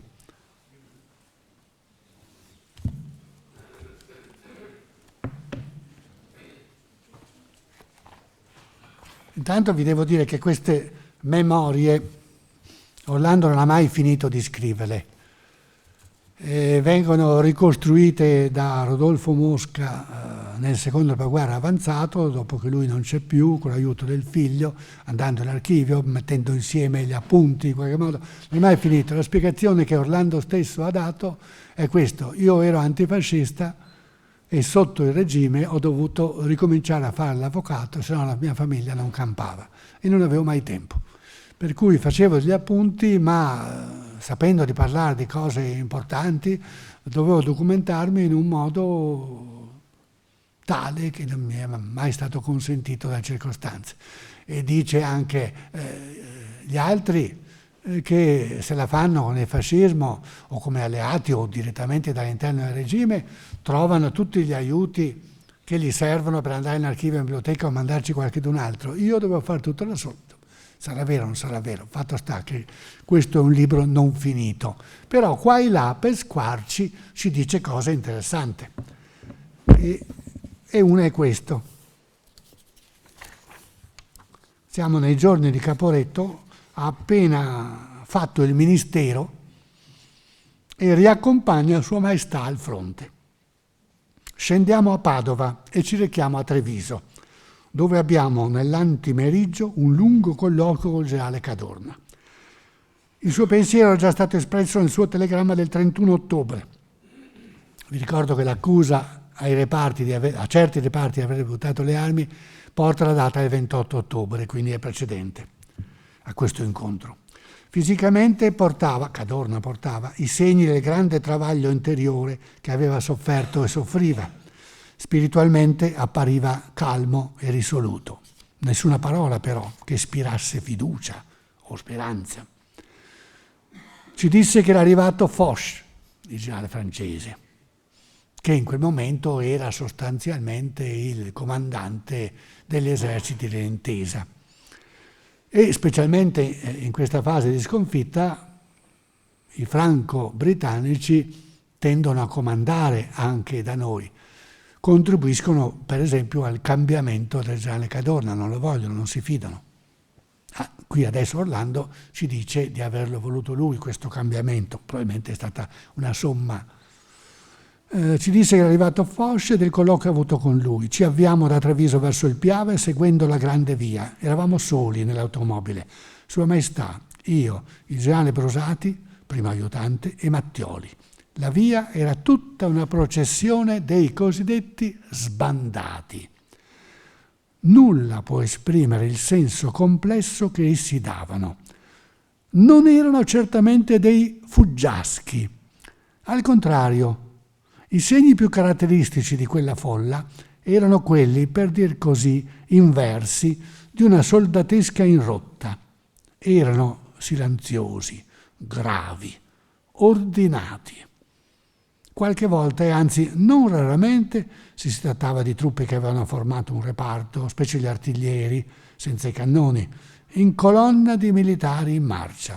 Potei io stesso personalmente constatare che la massa, indubbiamente prevalente degli sbandati, non era di combattenti, anzi, erano tutti gli addetti ai servizi delle retrovie che tornavano senza ordine, posto che non avevano mai avuto ordini. Era una folla, una folla. Certo è che se quella gente fosse stata animata, ed anche in una sua minima parte, di spiriti sovversivi, lontanamente paragonabili a quelli che dominarono nell'esercito russo e in certi momenti e in certi reparti nello stesso esercito francese, mai migliore né più facile occasione si sarebbe potuta offrire di impadronirsi del capo dello Stato e nel tempo stesso del capo del governo. Coloro che riconoscevano il sovrano lo salutavano con indiminuito rispetto, ma anche per quelli che non lo riconoscevano il grado altissimo della persona era indicato dalla stessa uniforme. Ma è forse questo il segno più curioso, più suggestivo per indicare la stranissima psicologia di quella strana moltitudine di soldati. Volle Sua Maestà a una certa ora preferire una scorciatoia. Ebbene, Abbandonata la via maestra, dopo una decina di metri ci si trovò in una vasta distesa di campi fittamente intersecati, come è solito nel Veneto, da molte strade secondarie o agrarie. Non c'era anima viva.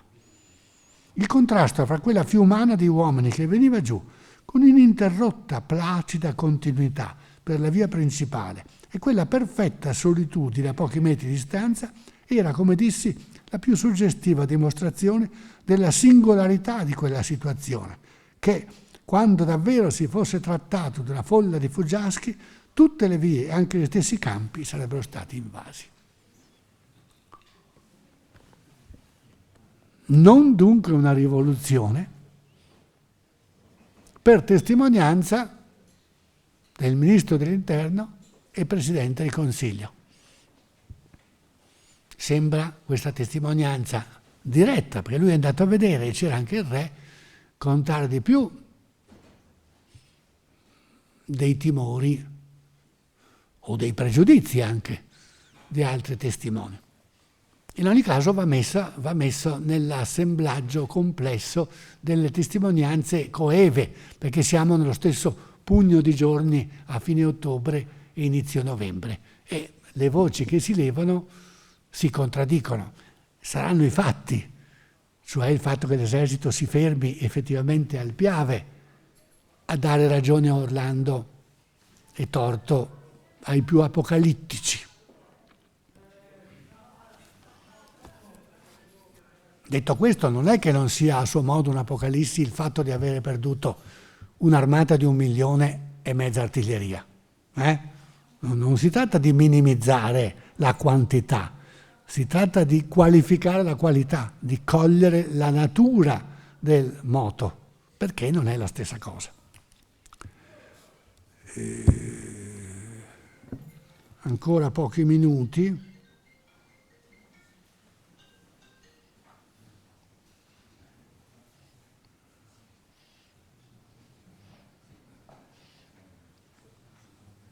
Due cose vi dico ancora.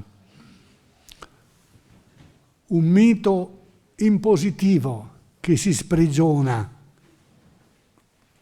nei mesi che stanno per seguire a Caporetto è quello di cui si fa divulgatore Giuseppe Prezzolini, il fondatore della rivista La Voce, che scrive tra il 17, il 18 e il 19 e pubblica immediatamente, entro il 19, ben 3 libri che costituiscono immediatamente 3 best seller offerti come chiave di lettura agli avvenimenti del tempo presente.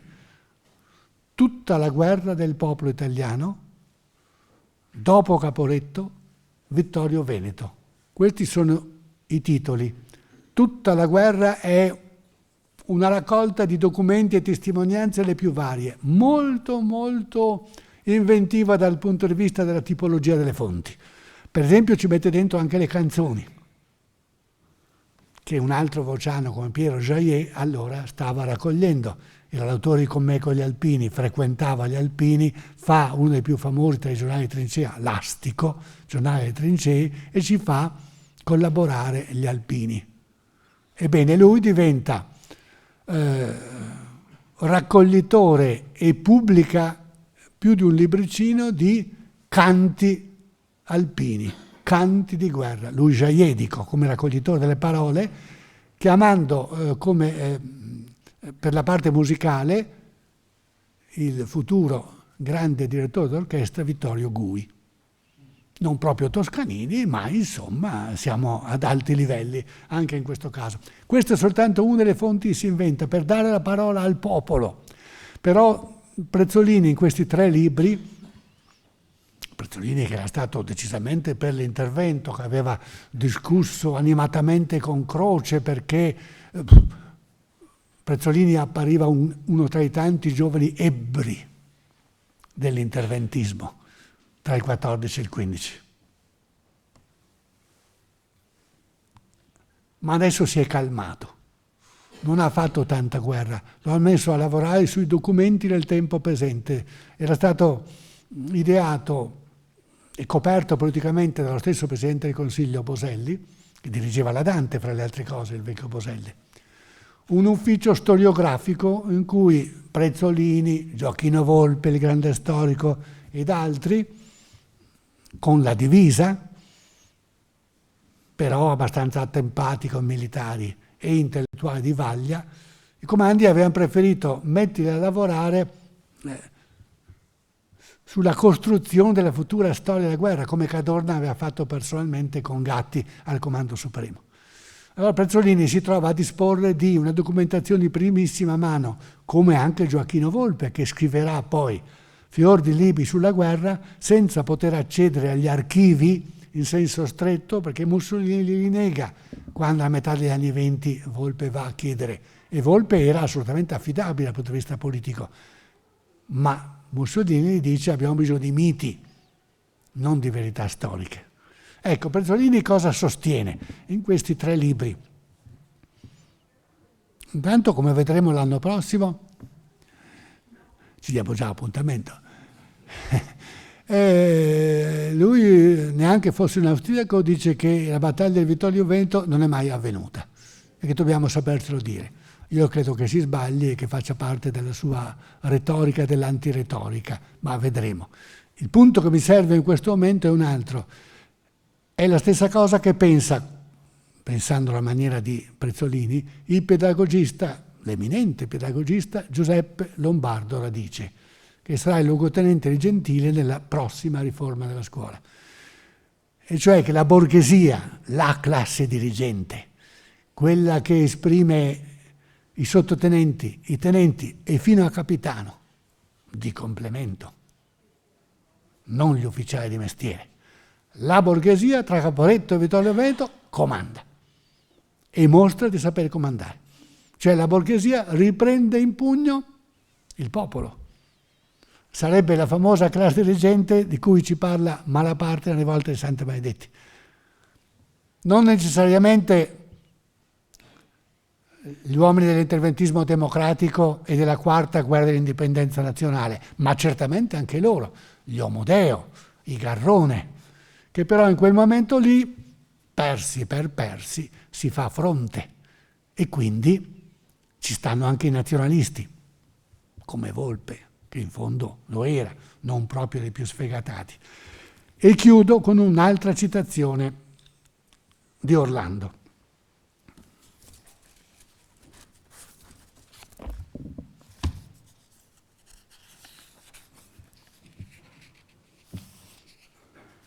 Appunti sul dopo Caporetto, scritti per Caporetto ma meglio destinati qui.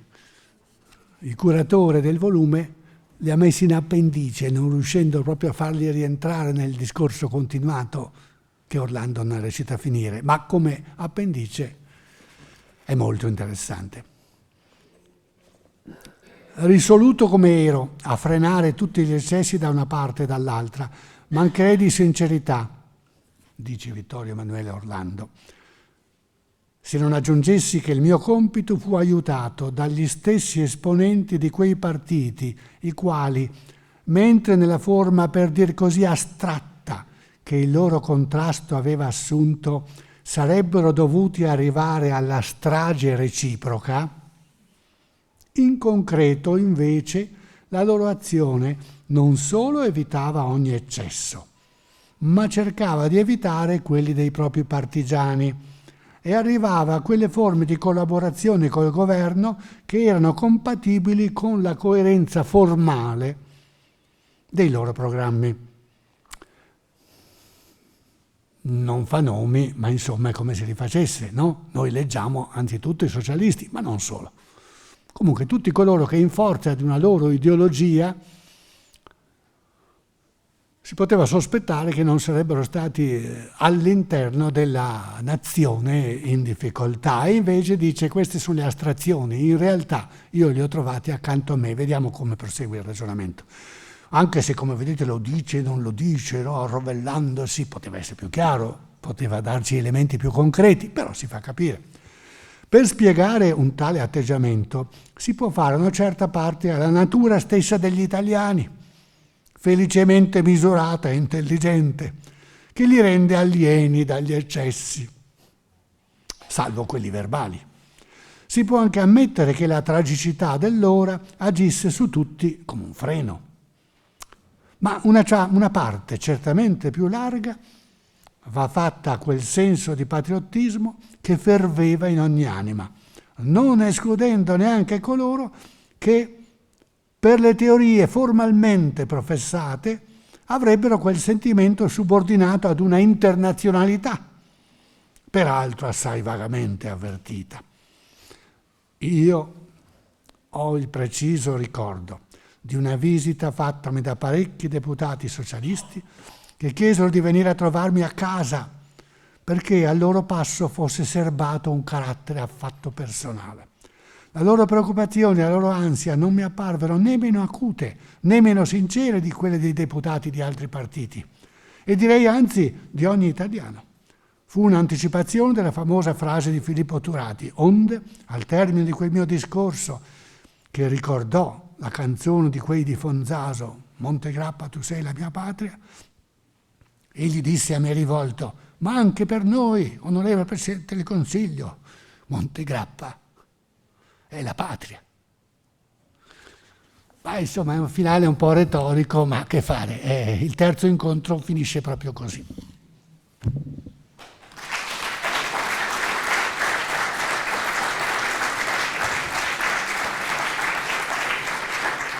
Ma di quante cose non vi ho parlato.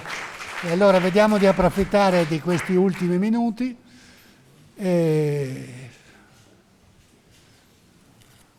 Quali argomenti potrei sviluppare? Io volevo dire una cosa intanto che qualche domanda si pone, che come coda di questa trilogia, come l'anno scorso abbiamo fatto un incontro sui codici crittografati dell'esercito, abbiamo fra 15 giorni esatti, non quindi mercoledì prossimo, ma il 22, Gianni Enrico, lo scultore, parlerà della sua scultura a Pederobba, che è l'unica scultura sul Piave fatta in ricordo della Grande Guerra, e questa origine che è stata un po' curiosa, fatta nel 70° anniversario della Grande Guerra. Bene. Lo ricordo. Grazie Michele. C'è qualcuno? Prego, venga. Ecco il signore. È molto stimolante, anzi prima dell'intervento vorrei fare un grande grazie all'Ateneo Veneto, grazie al professor Isneni, veramente un fascino meraviglioso, questo racconto stupendo, insomma, di un periodo che per molti di noi è un'ossessione. Non esageri che mi monto. No, questa sera c'è un punto che mi ha colpito, no? Laddove si dice, lei ha detto che nella ritirata in realtà non fu proprio uno sfascello, perché in realtà nuclei di resistenza ci furono, organizzati dall'esercito, e in effetti questo mi ha fatto riandare a due considerazioni di Krafft von Bellmensingen, che è stato lo stratega che ha ideato lo sfondamento dell'Isonzo, lo chiama lui, no? Nelle sue memorie, che ho finito di leggere 2 o 3 settimane fa. E lui ha un'enfasi enorme. Lui era il capo di Stato Maggiore della 14ª Armata tedesca e di fatto era l'aiutante di von Below, il comandante dell'avanzata tedesca, e attuò quella strategia di penetrazione dal basso nelle valli, lasciandosi sulle montagne i poveracci che c'erano. Ma lui fa 2 considerazioni rilevanti su questa ritirata, e all'entusiasmo dello sfondamento seguì una fase veramente molto difficile nella coabitazione tedesca e asburgica dell'avanzata, perché il fronte si restrinse, l'ala sinistra della 14ª Armata si scontrava con l'ala destra delle 2 armate austriache dell'Isonzo, e i tedeschi volevano impedire l'avanzata, insomma, oltre a loro degli asburgici, e lì si abbiamo qualche dissidio nella corsa ai ponti, no? Da un lato verso Cornino, dall'altro verso giù, verso Mangrisio, e lì si determinò una crisi nei rapporti fra i due che forse non è mai stata ben, non so, nelle letture mie, insomma, ben indagata, che determinò un rallentamento dell'avanzata, e quando von Dernizingen riprende l'analisi di ciò che accadde, disse che qualcosa doveva essersi prodotto nel nemico, cioè in noi, perché la resistenza si faceva maggiore, l'idea di arrivare all'Adige o addirittura al Po era rallentata, e c'era un sentimento nuovo negli italiani che resistevano, no? Quindi probabilmente fra il 29 31 ottobre, che è l'impulso maggiore dello sfondamento, e il 9 novembre, che è l'arresto sul Piave, qualcosa si produsse anche nello sfacelo italiano che non so spiegarmi, perché ragioni militari non ve n'erano, ragioni della società, quel racconto di Vittorio Emanuele Orlando che aveva sul Piave, sinceramente non pare così credibile, quella tranquillità bucolica che lui incontrò. E allora non so dire l'equilibrio fra eventi militari di quella fase, quei 9 giorni di novembre, no? o reazione della società, se vi fu, cosa poté accadere nel fatto che una reazione ci fu, a detta di quello che era lo stratega dello sfondamento. Va bene. Altre richieste? Vedo due mani. Chiedo scusa, volevo chiederle, esistono delle evidenze che dimostrino che in un certo momento, primi di novembre, le nostre autorità civili e militari abbiano pensato ad una ritirata al di là dell'Adige, al di là, cioè dallo sgombero di tutto il Veneto, diciamo. Ecco, perché è un fatto che da Venezia mi risulta per ricordi, testimonianze di famiglia, che da Venezia sgomberarono le attività di supporto all'attività delle forze armate, le attività produttive di supporto alle forze armate. La mia famiglia fu trasferita all'Imperio da Venezia, andò in Toscana, rimase in Toscana fino alla fine ai primi del 19. Questa era... Sì, prego. C'era... Molto semplicemente, essendo stato un profugo ovviamente nel 1946, mi arrogo il ruolo di fare la domanda sui profughi. Sono stati trattati meglio di quanto siamo trattati noi? Grazie. Domanda che voglio farle a 4 anni, cercherò di essere succinto. Allora, tutti conosciamo Rommel ancora dai libri delle elementari, questo signore con gli occhialoni. Ora io, ancora nelle prime navigazioni, volevo documentare... Il signore con gli occhialoni? Tutti conosciamo questo ufficiale di nome, però quasi nessuno sa che lui era è stato l'artefice grande di Caporetto.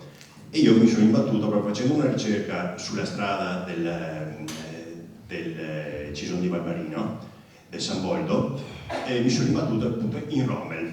Allora, è questo Rommel che addirittura è stato decorato come von Richthofen con la decorazione dei giovani ufficiali nella battaglia di Faè. Ora, un mio condomino, ora quasi novantenne, è di Polpette, quindi pochi chilometri prima. La mia domanda è geografica, diciamo. Lui sostiene che il piano originale, cioè è stata una grande fortuna questa battaglia, perché il piano originale prevedeva di arrivare a Santa Lucia di Piave, quindi molto più a sud, e che loro hanno imboccato la Valcellina, perché praticamente tra il maltempo, il buio, e praticamente erano di corsa, e quindi loro sono arrivati a Longarone e quindi a Faè per sbaglio, perché se seguivano il piano originale arrivavano enormemente prima a Venezia. Le chiedo se a lei può constare un discorso di questo tipo.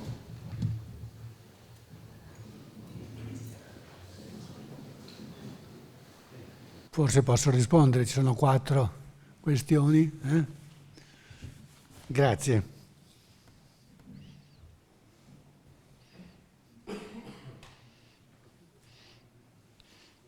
Ma almeno per 3 delle 4 domande, tranne quelle sul profugato, mi sembra che riprecipitiamo nella eterna questione che ha costituito Caporetto stessa, cioè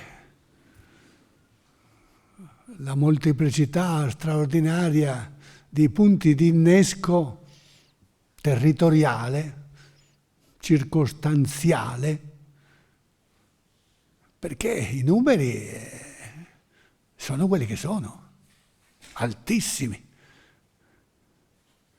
ma la velocità di accelerazione del fenomeno è tale da sfrangiare l'insieme in una moltitudine difficilmente determinabile e controllabile di talvolta minuscoli sottoinsiemi e altre volte non minuscoli ma comunque sottoinsieme.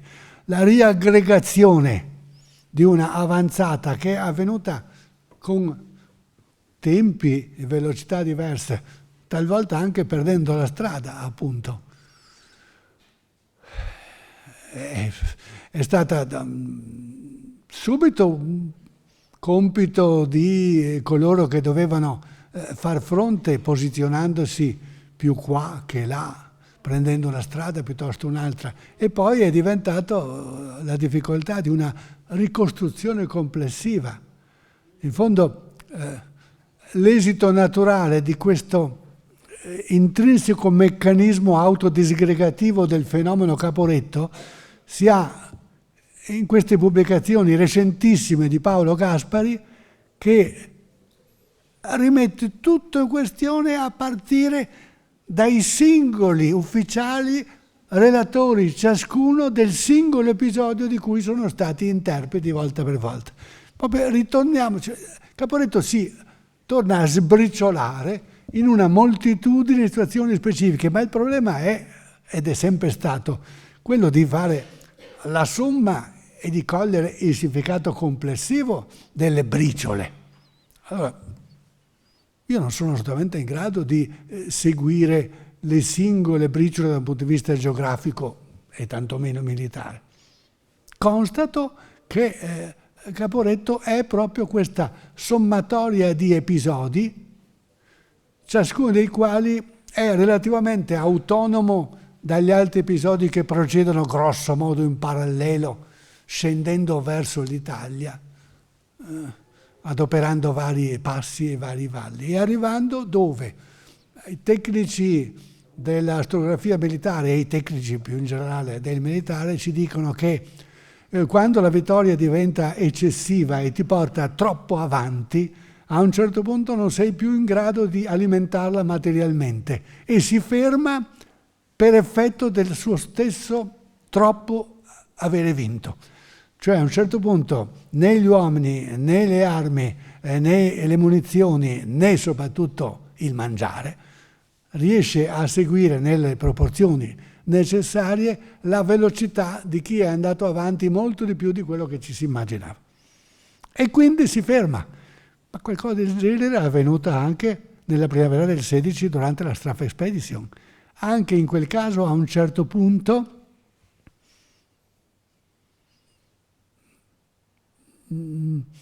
o riuscivano a scendere in pianura, e allora diventava una cosa diversa dall'avere conquistato gli altopiani a 1000 metri d'altezza, oppure che si fermassero 500 metri prima o dopo, che Bosco e Büskar fossero austriache o italiane, passavano di mano ogni notte, perché che sappiamo certe contrade poste subito sotto l'interrotto, molti di voi sapranno orientarsi.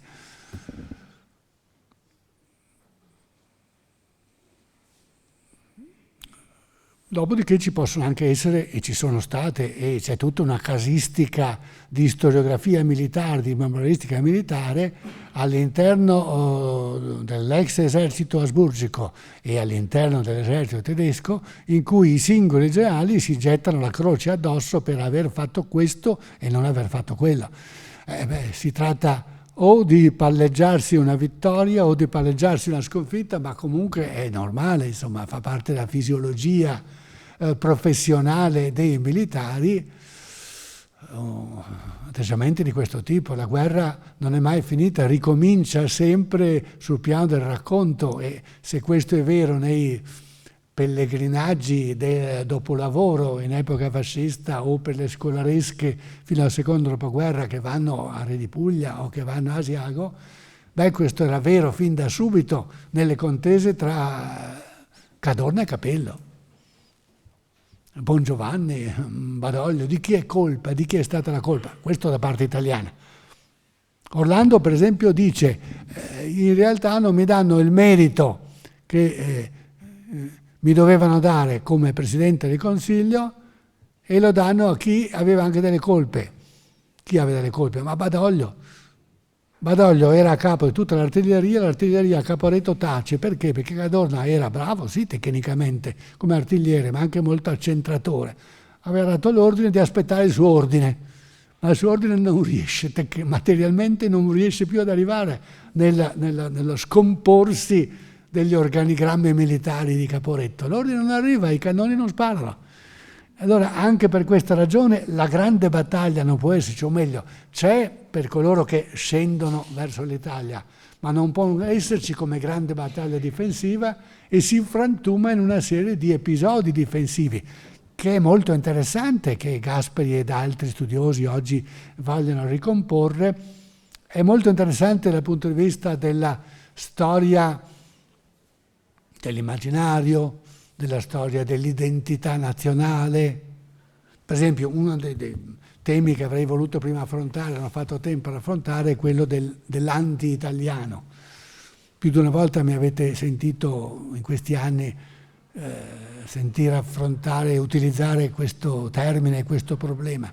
L'anti-italiano è il nostro istinto all'autoflagellazione, allo sputarsi addosso, il godimento masochista di arrivare, di anticipare francesi, inglesi e chiunque altro nel dire che noi facciamo schifo sostanzialmente in questo o in quel campo.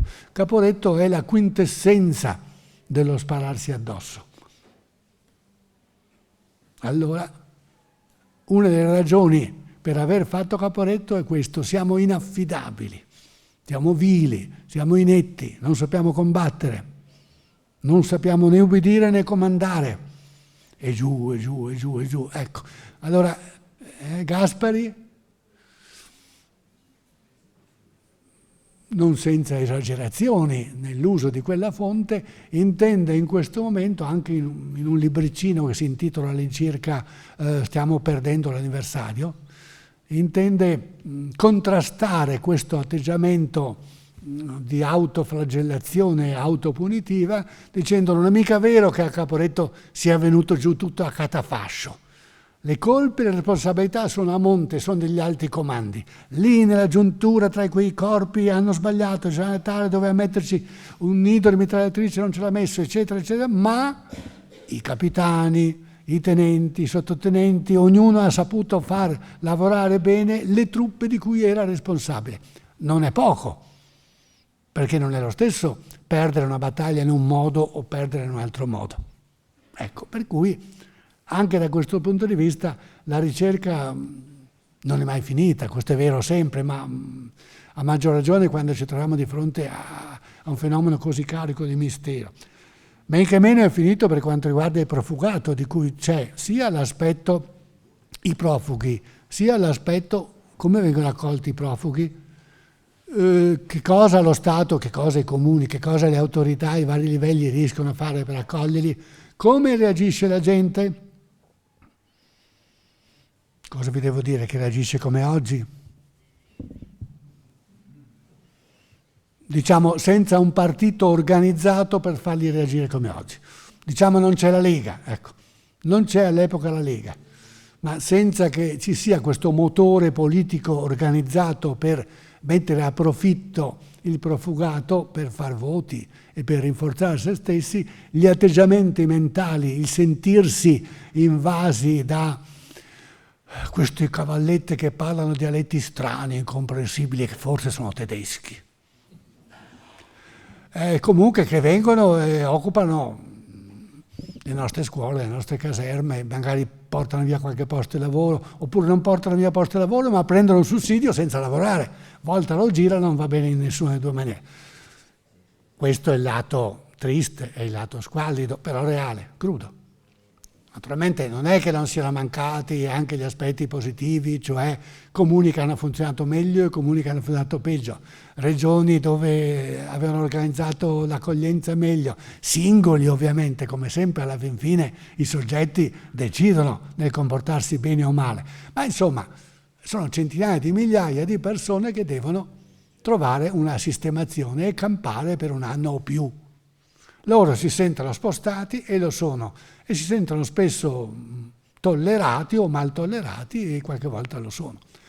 La questione che prima vi ponevo di Chiesa e Stato è fondamentale, e non solo per la storia del 18-19, ma per la storia d'Italia. Cioè se noi leggiamo le fonti ecclesiastiche come quelle che vi ho prima additato,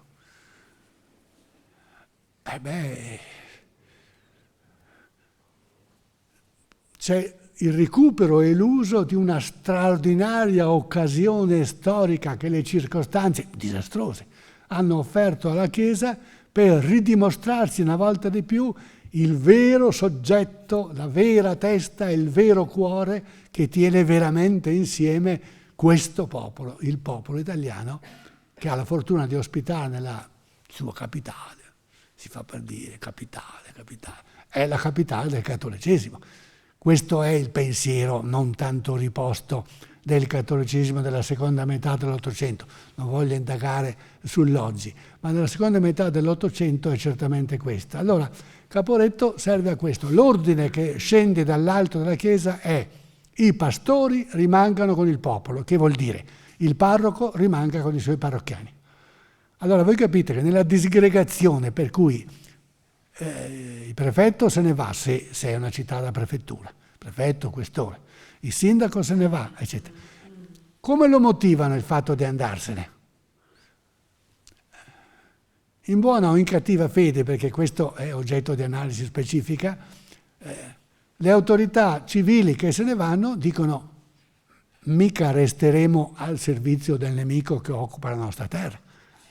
Ce ne andiamo come atto politico di dissociazione dagli occupanti. Così reagiscono le autorità civili ai vari livelli. Lo Stato si riorganizza. Dietro il Piave i più pessimisti arrivavano a pensare al Po. Mi ricordo chi di voi me l'abbia chiesto, ma la questione fiumi è sì, si poteva, addirittura i più pessimisti pensavano al Po. Come che sia, insomma, dietro un fiume che faccia da barriera, l'Italia si riprenderà. Questo pensa lo Stato, l'uomo di Stato, il cittadino che si sente cittadino dello Stato. Il cittadino di una Chiesa sovranazionale, come la pensa? Ognuno naturalmente trova un certo equilibrio tra Stato e Chiesa, tra il suo essere cittadino italiano e fedele di una religione transnazionale. Tenete conto che gli occupanti sono austriaci, fior di cattolici. Quante volte nei diari e nelle memorie troviamo le autocongratulazioni perché per fortuna non sono i tedeschi, che sennò c'era il rischio fossero protestanti. Sì. Il famoso vescovo Endrici di Trento